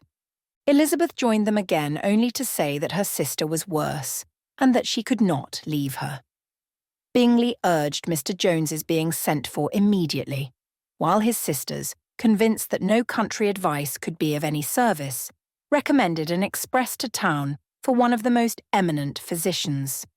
This she would not hear of, but she was not so unwilling to comply with their brother's proposal, and it was settled that Mr. Jones should be sent for early in the morning if Miss Bennet were not decidedly better. Bingley was quite uncomfortable. His sisters declared that they were miserable. They solaced their wretchedness, however, by duets after supper.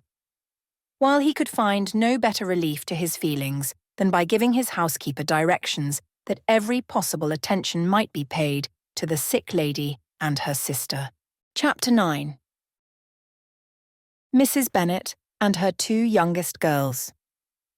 Elizabeth passed the chief of the night in her sister's room, and in the morning had the pleasure of being able to send a tolerable answer to the inquiries which she very early received from Mr. Bingley by a housemaid, and some time afterwards from the two elegant ladies who waited on his sisters. In spite of this amendment, however, she requested to have a note sent to Longbourn, desiring her mother to visit Jane and form her own judgment of her situation. The note was immediately dispatched, and its contents as quickly complied with. Mrs. Bennet, accompanied by her two youngest girls, reached Netherfield soon after the family breakfast. Had she found Jane in any apparent danger, Mrs. Bennet would have been very miserable, but being satisfied on seeing her that her illness was not alarming, she had no wish of her recovering immediately, as her restoration to health would probably remove her from Netherfield. She would not listen, therefore, to her daughter's proposal of being carried home. Neither did the apothecary, who arrived about the same time, think it at all advisable. After sitting a little while with Jane, on Miss Bingley's appearance and invitation, the mother and three daughters all attended her into the breakfast parlour. Bingley met them with hopes that Mrs. Bennet had not found Miss Bennet worse than she expected. "Indeed I have, sir," was her answer. "She is a great deal too ill to be moved. Mr. Jones says we must not think of moving her. We must trespass a little longer on your kindness." "Removed!" cried Bingley. "It must not be thought of. My sister, I am sure, will not hear of her removal." "You may depend upon it, madam," said Miss Bingley with cold civility, "that Miss Bennet shall receive every possible attention while she remains with us." Mrs. Bennet was profuse in her acknowledgments. "I am sure," she added, "if it was not for such good friends, I do not know what would become of her, for she is very ill indeed, and suffers a vast deal, though with the greatest patience in the world, which is always the way with her, for she has, without exception, the sweetest temper I ever met with. I often tell my other girls they are nothing to her. You have a sweet room here, Mr. Bingley, and a charming prospect over that gravel walk. I do not know a place in the country that is equal to Netherfield. You will not think of quitting it in a hurry, I hope, though you have but a short lease." "Whatever I do is done in a hurry," replied he, "and therefore if I should resolve to quit Netherfield, I should probably be off in 5 minutes. At present, however, I consider myself as quite fixed here." "That is exactly what I should have supposed of you," said Elizabeth. "You begin to comprehend me, do you?" cried he, turning towards her. "Oh yes, I understand you perfectly. I wish I might take this for a compliment, but to be so easily seen through, I am afraid, is pitiful. That is as it happens. It does not necessarily follow that a deep, intricate character is more or less estimable than such a one as yours." "Lizzie," cried her mother, "remember where you are, and do not run on, in the wild manner that you are suffered to do at home.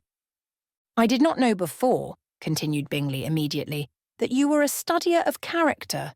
It must be an amusing study." "Yes, but intricate characters are the most amusing. They have at least that advantage." "The country," said Darcy, "can in general supply but few subjects for such a study. In a country neighbourhood, you move in a very confined and unvarying society. But people themselves alter so much that there is something new to be observed in them for ever." "Yes, indeed," cried Mrs. Bennet, offended by his manner of mentioning a country neighbourhood. "I assure you there is quite as much of that going on in the country as in town." Everybody was surprised, and Darcy, after looking at her for a moment, turned silently away. Mrs. Bennet, who fancied she had gained a complete victory over him, continued her triumph. "I cannot see that London has any great advantage over the country, for my part, except the shops and public places. The country is a vast deal pleasanter, is not it, Mr. Bingley?" "When I am in the country," he replied, "I never wish to leave it. And when I am in town, it is pretty much the same. They have each their advantages, and I can be equally happy in either." "Aye, that is because you have the right disposition. But that gentleman," looking at Darcy, "seemed to think the country was nothing at all." "Indeed, mamma, you are mistaken," said Elizabeth, blushing for her mother. "You quite mistook Mr. Darcy. He only meant that there was not such a variety of people to be met with in the country as in town, which you must acknowledge to be true." "Certainly, my dear, nobody said there were. But as to not meeting with many people in this neighbourhood, I believe there are few neighbourhoods larger. I know we dine with 24 families." Nothing but concern for Elizabeth could enable Bingley to keep his countenance. His sister was less delicate, and directed her eye towards Mr. Darcy with a very expressive smile. Elizabeth, for the sake of saying something that might turn her mother's thoughts, now asked her if Charlotte Lucas had been at Longbourn since her coming away. "Yes, she called yesterday with her father. What an agreeable man Sir William is, Mr. Bingley, is not he? So much the man of fashion, so genteel and so easy. He has always something to say to everybody. That is my idea of good breeding, and those persons who fancy themselves very important and never open their mouths quite mistake the matter." "Did Charlotte dine with you?" "No, she would go home. I fancy she was wanted about the mince-pies. For my part, Mr. Bingley, I always keep servants that can do their own work. My daughters are brought up differently, but everybody is to judge for themselves, and the Lucases are a very good sort of girls, I assure you. It is a pity they are not handsome. Not that I think Charlotte so very plain, but then she is our particular friend." "She seems a very pleasant young woman," said Bingley. "Oh dear, yes, but you must own she is very plain. Lady Lucas herself has often said so, and envied me Jane's beauty. I do not like to boast of my own child, but to be sure, Jane, one does not often see anybody better looking. It is what everybody says. I do not trust my own partiality. When she was only 15, there was a gentleman at my brother Gardiner's in town, so much in love with her that my sister-in-law was sure he would make her an offer before we came away. But however, he did not. Perhaps he thought her too young. However, he wrote some verses on her, and very pretty they were." "And so ended his affection," said Elizabeth impatiently. "There has been many a one, I fancy, overcome in the same way. I wonder who first discovered the efficacy of poetry in driving away love." "I have been used to consider poetry as the food of love," said Darcy. "Of a fine, stout, healthy love, it may. Everything nourishes what is strong already. But if it be only a slight, thin sort of inclination, I am convinced that one good sonnet will starve it entirely away." Darcy only smiled, and the general pause which ensued made Elizabeth tremble lest her mother should be exposing herself again. She longed to speak but could think of nothing to say, and after a short silence Mrs. Bennet began repeating her thanks to Mr. Bingley for his kindness to Jane, with an apology for troubling him also with Lizzie. Mr. Bingley was unaffectedly civil in his answer, and forced his younger sister to be civil also, and say what the occasion required. She performed her part, indeed, without much graciousness, but Mrs. Bennet was satisfied, and soon afterwards ordered her carriage. Upon this signal, the youngest of her daughters put herself forward. The two girls had been whispering to each other during the whole visit, and the result of it was that the youngest should tax Mr. Bingley with having promised, on his first coming into the country, to give a ball at Netherfield. Lydia was a stout, well-grown girl of 15, with a fine complexion and good-humoured countenance, a favourite with her mother, whose affection had brought her into public at an early age. She had high animal spirits, and a sort of natural self-consequence, which the attentions of the officers, to whom her uncle's good dinners and her own easy manners recommended her, had increased into assurance. She was very equal, therefore, to address Mr. Bingley on the subject of the ball, and abruptly reminded him of his promise. adding that it would be the most shameful thing in the world if he did not keep it. His answer to this sudden attack was delightful to her mother's ear.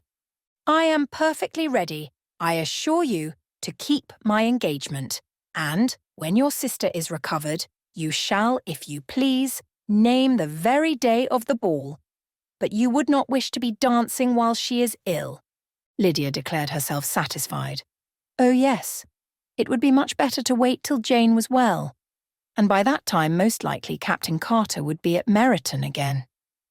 "And when you have given your ball," she added, "I shall insist on their giving one also.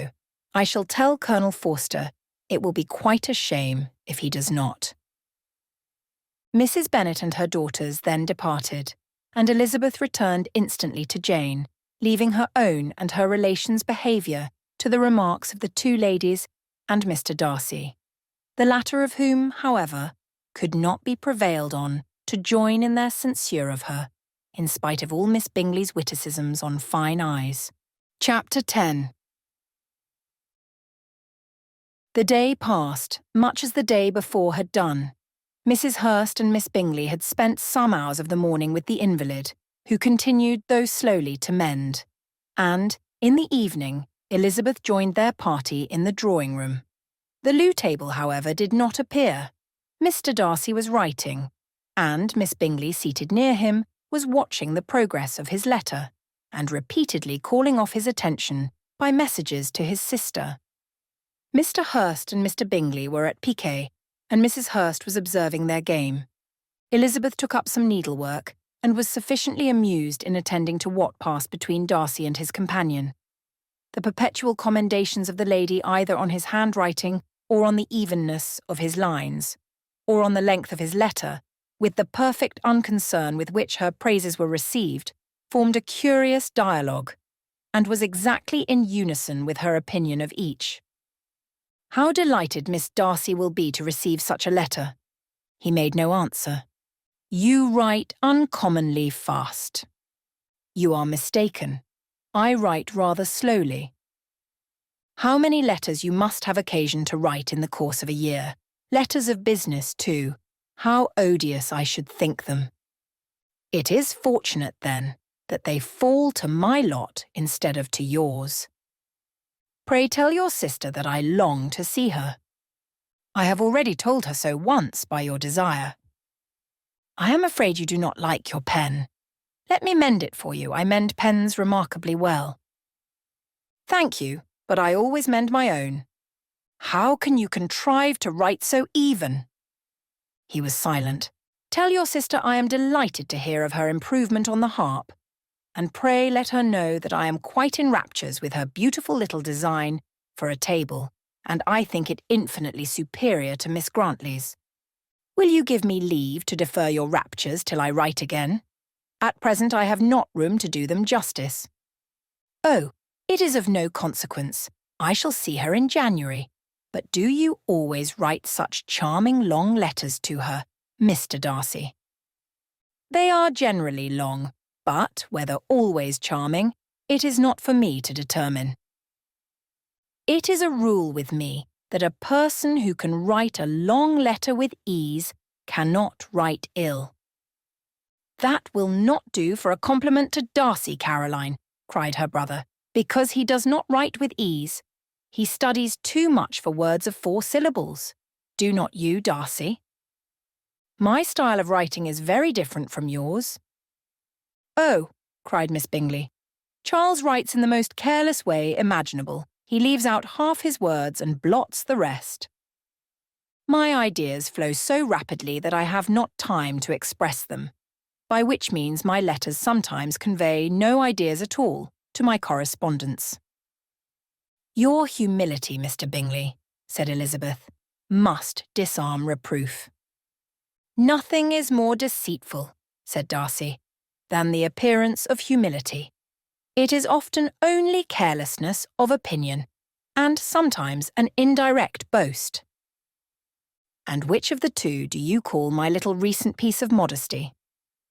"The indirect boast, for you are really proud of your defects in writing, because you consider them as proceeding from a rapidity of thought and carelessness of execution, which, if not estimable, you think at least highly interesting. The power of doing anything with quickness is always much prized by the possessor, and often without any attention to the imperfection of the performance. When you told Mrs. Bennet this morning that if you ever resolved on quitting Netherfield, you should be gone in 5 minutes, you meant it to be a sort of panegyric, of compliment to yourself. And yet, what is there so very laudable in a precipitance which must leave very necessary business undone, and can be of no real advantage to yourself or anyone else? Nay, cried Bingley, this is too much to remember at night all the foolish things that were said in the morning. And yet, upon my honour, I believed what I said of myself to be true, and I believe it at this moment. At least, therefore, I did not assume the character of needless precipitance merely to show off before the ladies. I dare say you believed it, but I am by no means convinced that you would be gone with such celerity. Your conduct would be quite as dependent on chance as that of any man I know. And if, as you were mounting your horse, a friend were to say, Bingley, you had better stay till next week, you would probably do it. You would probably not go, and, at another word, might stay a month. You have only proved by this, cried Elizabeth, that Mr. Bingley did not do justice to his own disposition. You have shown him off now much more than he did himself. I am exceedingly gratified, said Bingley, by your converting what my friend says into a compliment on the sweetness of my temper. But I am afraid you are giving it a turn which that gentleman did by no means intend, for he would certainly think the better of me if, under such a circumstance, I were to give a flat denial and ride off as fast as I could. Would Mr. Darcy then consider the rashness of your original intention as atoned for by your obstinacy in adhering to it? Upon my word, I cannot exactly explain the matter. Darcy must speak for himself. You expect me to account for opinions which you choose to call mine, but which I have never acknowledged. Allowing the case, however, to stand according to your representation, you must remember, Miss Bennet, that the friend who is supposed to desire his return to the house and the delay of his plan has merely desired it, asked it without offering one argument in favour of its propriety. To yield readily, easily, to the persuasion of a friend is no merit with you. To yield without conviction is no compliment to the understanding of either. You appear to me, Mr. Darcy, to allow nothing for the influence of friendship and affection. A regard for the requester would often make one readily yield to a request, without waiting for arguments to reason one into it. I am not particularly speaking of such a case as you have supposed about Mr. Bingley. We may as well wait, perhaps, till the circumstance occurs, before we discuss the discretion of his behaviour thereupon. But in general and ordinary cases between friend and friend, where one of them is desired by the other to change a resolution of no very great moment, should you think ill of that person for complying with the desire without waiting to be argued into it?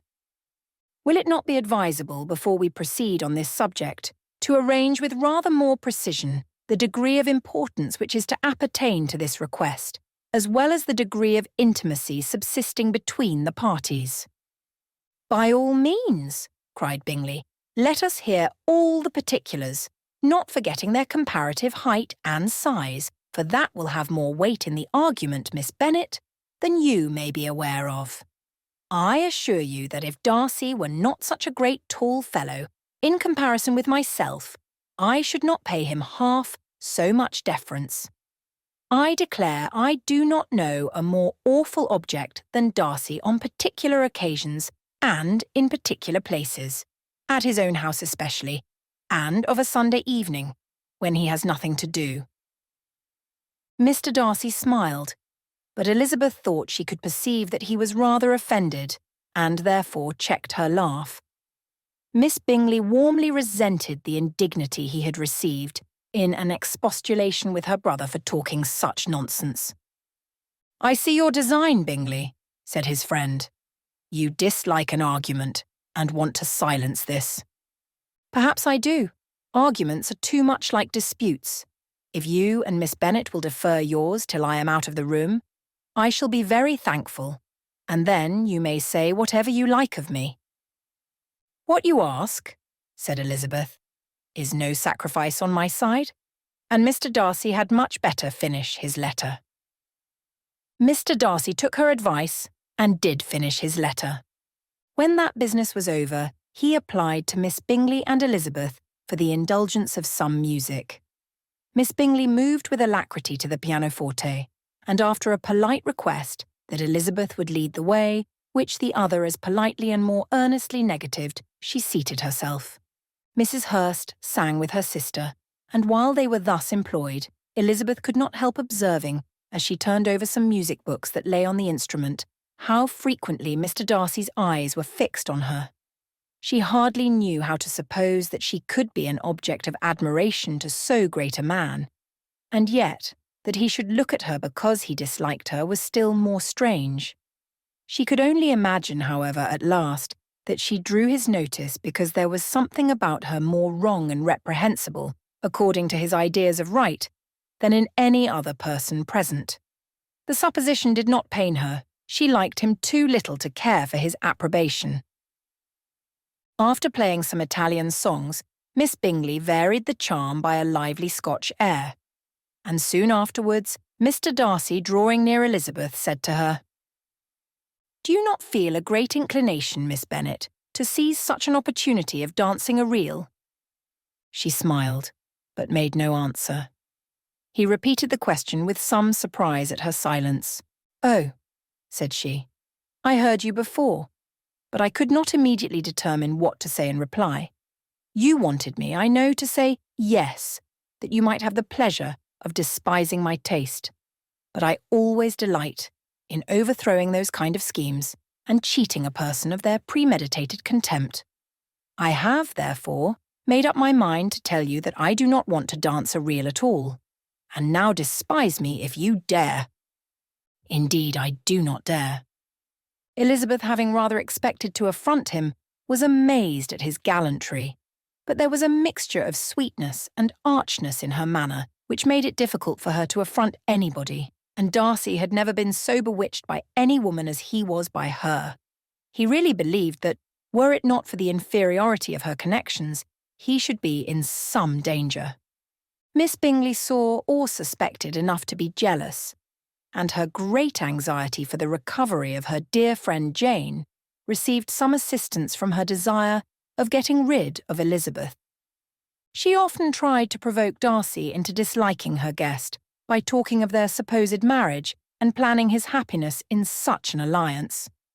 "I hope," said she, as they were walking together in the shrubbery the next day, "you will give your mother-in-law a few hints, when this desirable event takes place, as to the advantage of holding her tongue, and if you can compass it, to cure the younger girls of running after the officers. And, if I may mention so delicate a subject, endeavour to check that little something, bordering on conceit and impertinence, which your lady possesses." Chapter 11. Piling up the fire. When the ladies removed after dinner, Elizabeth ran up to her sister, and seeing her well guarded from cold, attended her into the drawing-room, where she was welcomed by her two friends with many professions of pleasure. And Elizabeth had never seen them so agreeable as they were during the hour which passed before the gentlemen appeared. Their powers of conversation were considerable.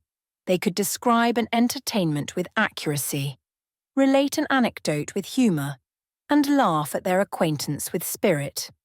But when the gentlemen entered, Jane was no longer the first object. Miss Bingley's eyes were instantly turned towards Darcy, and she had something to say to him before he had advanced many steps. He addressed himself directly to Miss Bennet with a polite congratulation. Mr. Hurst also made her a slight bow and said he was very glad, but diffuseness and warmth remained for Bingley's salutation. He was full of joy and attention. The first half-hour was spent in piling up the fire, lest she should suffer from the change of room, and she removed at his desire to the other side of the fireplace, that she might be farther from the door. He then sat down by her, and talked scarcely to anyone else. Elizabeth, at work in the opposite corner, saw it all with great delight. When tea was over, Mr. Hurst reminded his sister-in-law of the card table, but in vain. She had obtained private intelligence that Mr. Darcy did not wish for cards, and Mr. Hurst soon found even his open petition rejected. She assured him that no one intended to play, and the silence of the whole party on the subject seemed to justify her. Mr. Hurst had, therefore, nothing to do but to stretch himself on one of the sofas and go to sleep. Darcy took up a book. Miss Bingley did the same, and Mrs. Hurst, principally occupied in playing with her bracelets and rings, joined now and then in her brother's conversation with Miss Bennet. Miss Bingley's attention was quite as much engaged in watching Mr. Darcy's progress through his book as in reading her own, and she was perpetually either making some inquiry or looking at his page. She could not win him, however, to any conversation. He merely answered her question, and read on. At length, quite exhausted by the attempt to be amused with her own book, which she had only chosen because it was the second volume of his, she gave a great yawn and said, "How pleasant it is to spend an evening in this way! I declare, after all, there is no enjoyment like reading. How much sooner one tires of anything than of a book!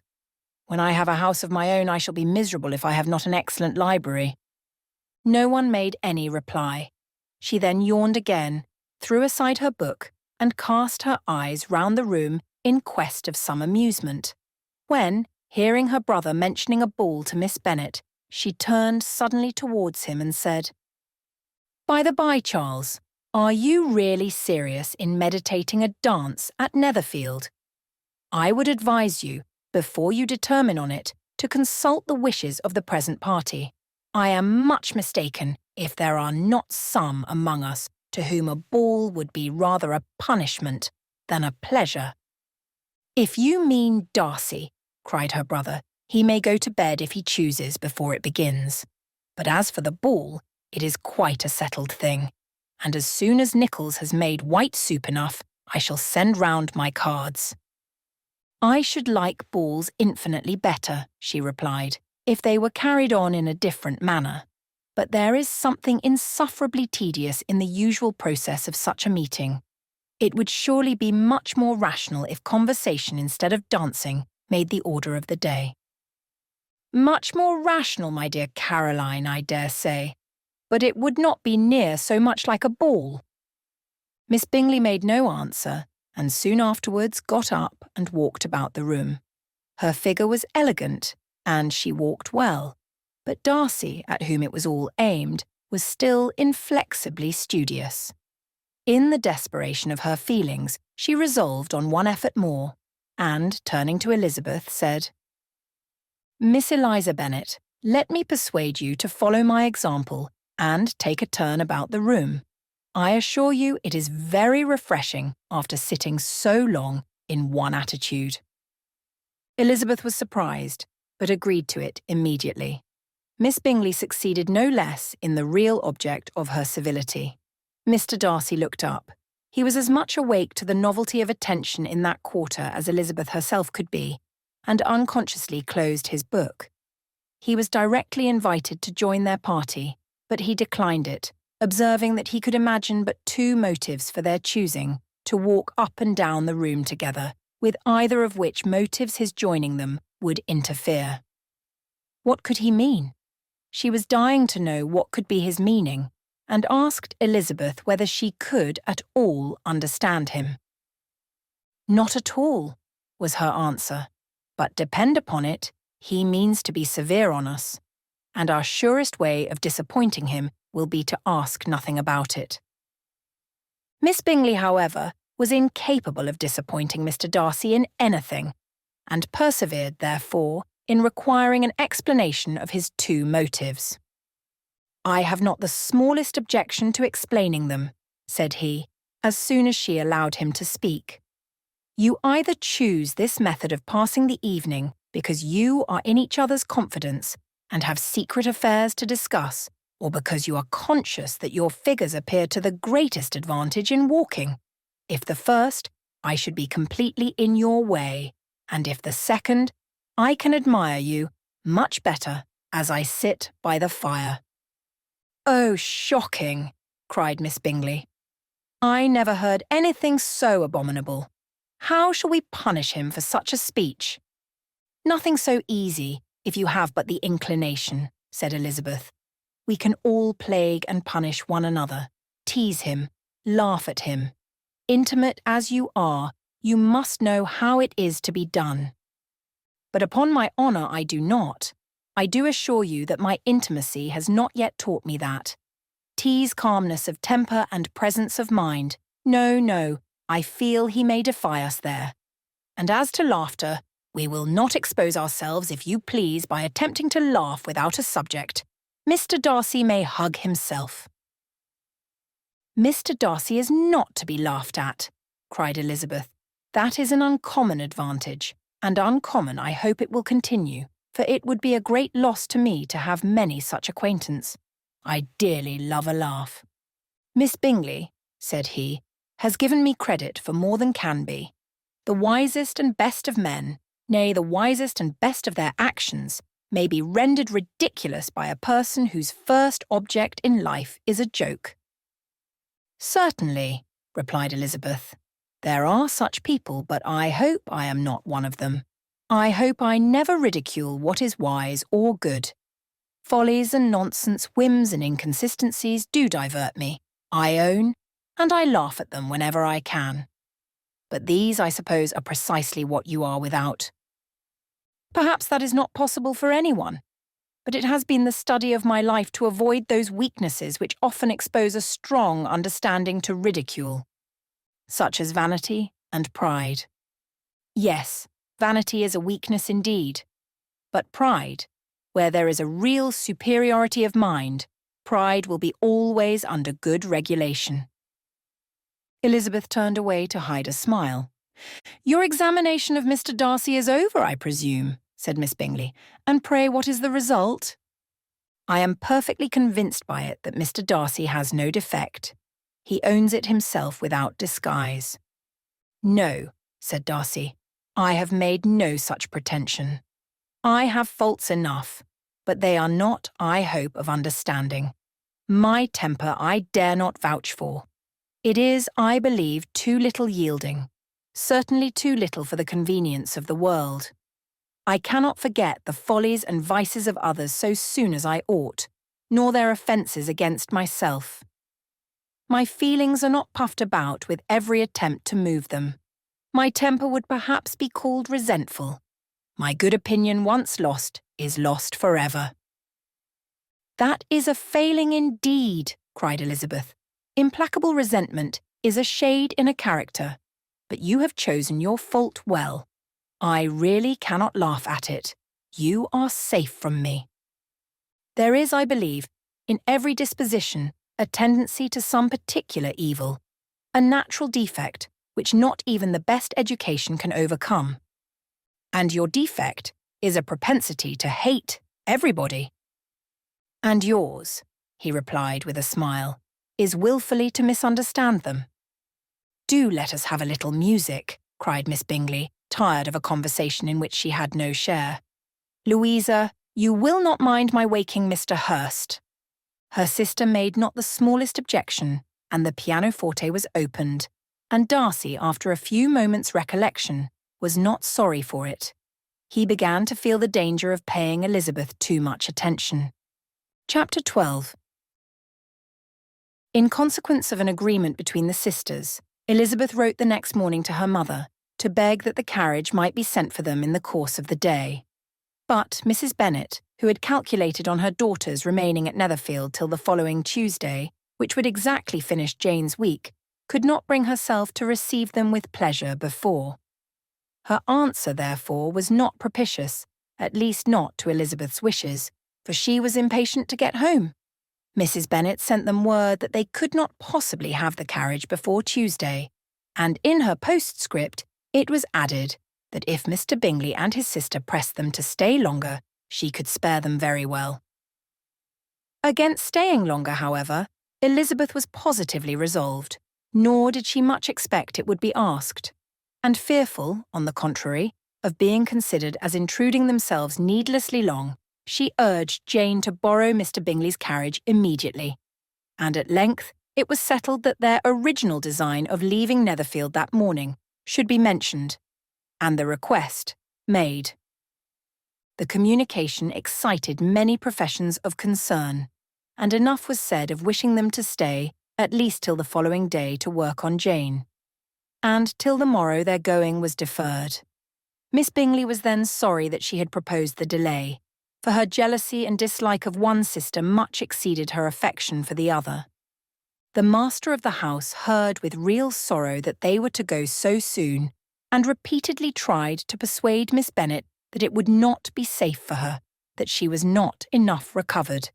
But Jane was firm where she felt herself to be right. To Mr. Darcy it was welcome intelligence. Elizabeth had been at Netherfield long enough.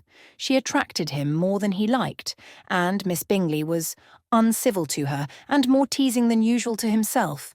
He wisely resolved to be particularly careful that no sign of admiration should now escape him.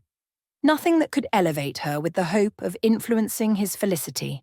Sensible that, if such an idea had been suggested, his behaviour during the last day must have material weight in confirming or crushing it. Steady to his purpose, he scarcely spoke 10 words to her through the whole of Saturday, and though they were at one time left by themselves for half an hour, he adhered most conscientiously to his book and would not even look at her. On Sunday, after morning service, the separation, so agreeable to almost all, took place. Miss Bingley's civility to Elizabeth increased at last very rapidly, as well as her affection for Jane, and when they parted, after assuring the latter of the pleasure it would always give her to see her either at Longbourn or Netherfield, and embracing her most tenderly, she even shook hands with the former. Elizabeth took leave of the whole party in the liveliest spirits. They were not welcomed home very cordially by their mother. Mrs. Bennet wondered at their coming, and thought them very wrong to give so much trouble, and was sure Jane would have caught cold again. But their father, though very laconic in his expressions of pleasure, was really glad to see them. He had felt their importance in the family circle. The evening conversation, when they were all assembled, had lost much of its animation, and almost all its sense by the absence of Jane and Elizabeth. They found Mary, as usual, deep in the study of thorough base and human nature, and had some new extracts to admire and some new observations of threadbare morality to listen to. Catherine and Lydia had information for them of a different sort. Much had been done, and much had been said in the regiment since the preceding Wednesday. Several of the officers had dined lately with their uncle, a private had been flogged, and it had actually been hinted that Colonel Forster was going to be married. Chapter 13. "I hope, my dear," said Mr. Bennet to his wife as they were at breakfast the next morning, "that you have ordered a good dinner today, because I have reason to expect an addition to our family party." "Who do you mean, my dear? I know of nobody that is coming, I am sure, unless Charlotte Lucas should happen to call in. And I hope my dinners are good enough for her. I do not believe she often sees such at home. The person of whom I speak is a gentleman and a stranger." Mrs. Bennet's eyes sparkled. "A gentleman and a stranger. It is Mr. Bingley, I am sure. Why, Jane, you never dropped a word of this, you sly thing. Well, I am sure I shall be extremely glad to see Mr. Bingley, but, good Lord, how unlucky. There is not a bit of fish to be got today. Lydia, my love, ring the bell. I must speak to Hill this moment." "It is not Mr. Bingley," said her husband. "It is a person whom I never saw in the whole course of my life." This roused a general astonishment, and he had the pleasure of being eagerly questioned by his wife and 5 daughters at once.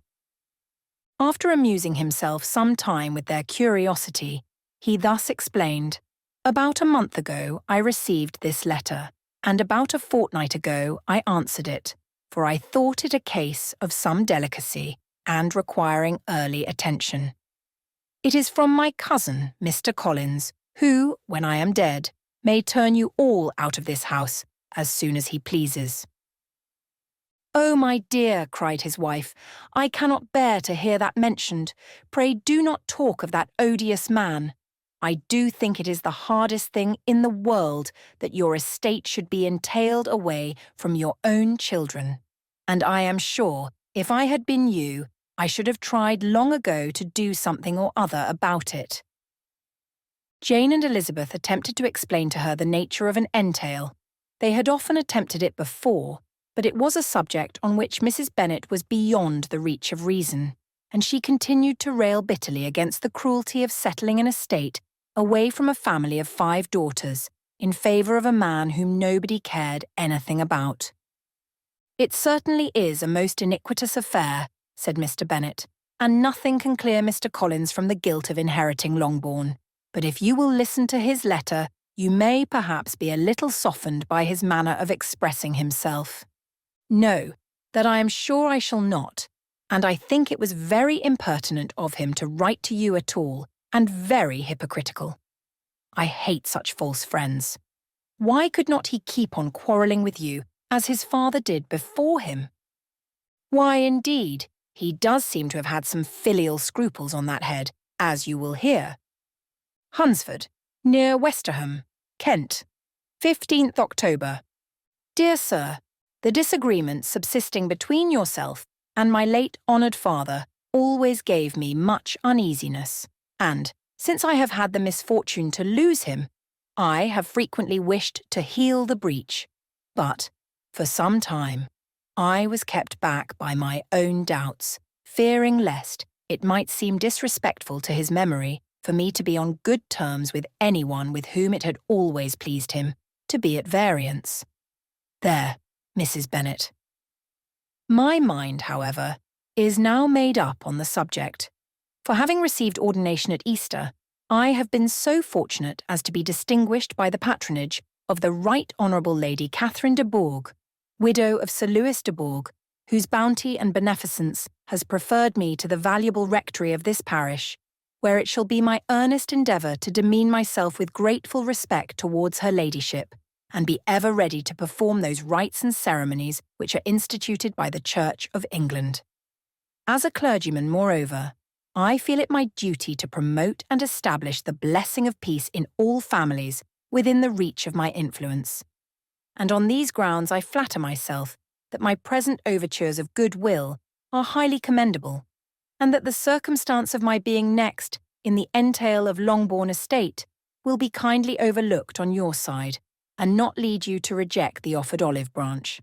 I cannot be otherwise than concerned at being the means of injuring your amiable daughters, and beg leave to apologise for it, as well as to assure you of my readiness to make them every possible amends. But of this hereafter.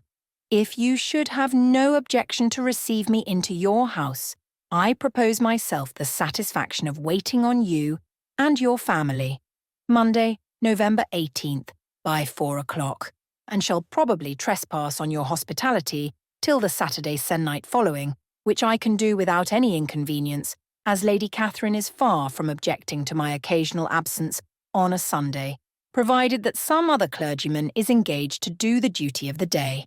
I remain, dear sir, with respectful compliments to your lady and daughters, your well-wisher and friend, William Collins. At 4 o'clock, therefore, we may expect this peacemaking gentleman, said Mr. Bennet, as he folded up the letter. He seems to be a most conscientious and polite young man, upon my word, and, I doubt not, will prove a valuable acquaintance, especially if Lady Catherine should be so indulgent as to let him come to us again. There is some sense in what he says about the girls, however, and if he is disposed to make them any amends, I shall not be the person to discourage him. Though it is difficult, said Jane, to guess in what way he can mean to make us the atonement he thinks our due, the wish is certainly to his credit. Elizabeth was chiefly struck with his extraordinary deference for Lady Catherine, and his kind intention of christening, marrying, and burying his parishioners whenever it were required. "He must be an oddity, I think," said she. "I cannot make him out. There is something very pompous in his style. And what can he mean by apologising for being next in the entail? We cannot suppose he would help it if he could. Can he be a sensible man, sir?" "No, my dear, I think not. I have great hopes of finding him quite the reverse. There is a mixture of servility and self-importance in his letter, which promises well. I am impatient to see him." "In point of composition," said Mary, "his letter does not seem defective. The idea of the olive branch perhaps is not wholly new, yet I think it is well expressed."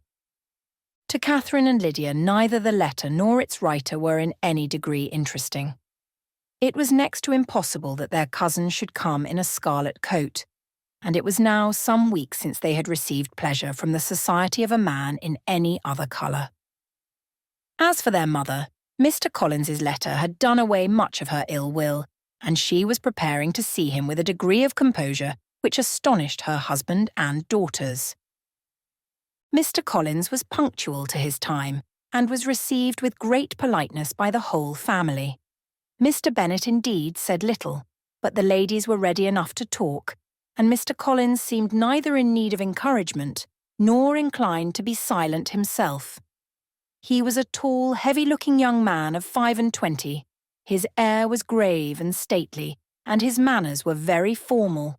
He had not been long seated before he complimented Mrs. Bennet on having so fine a family of daughters, said he had heard much of their beauty, but that, in this instance, fame had fallen short of the truth, and added that he did not doubt her seeing them all, in due time well disposed of, in marriage.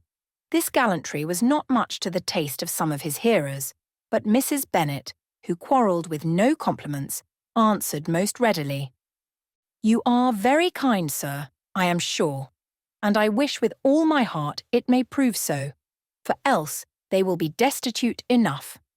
Things are settled so oddly. You allude, perhaps, to the entail of this estate." "Ah, sir, I do indeed. It is a grievous affair to my poor girls, you must confess. Not that I mean to find fault with you, for such things I know are all chance in this world. There is no knowing how estates will go when once they come to be entailed.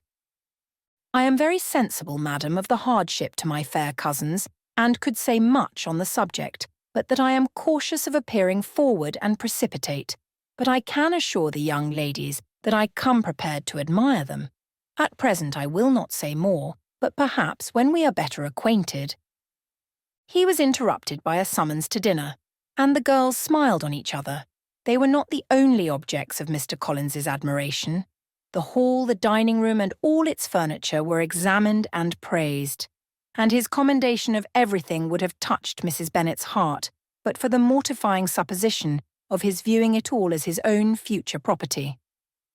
The dinner, too, in its turn, was highly admired, and he begged to know to which of his fair cousins the excellence of its cookery was owing.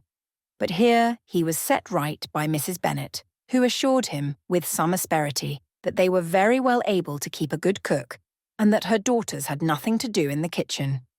He begged pardon for having displeased her. In a softened tone she declared herself not at all offended, but he continued to apologise for about a quarter of an hour.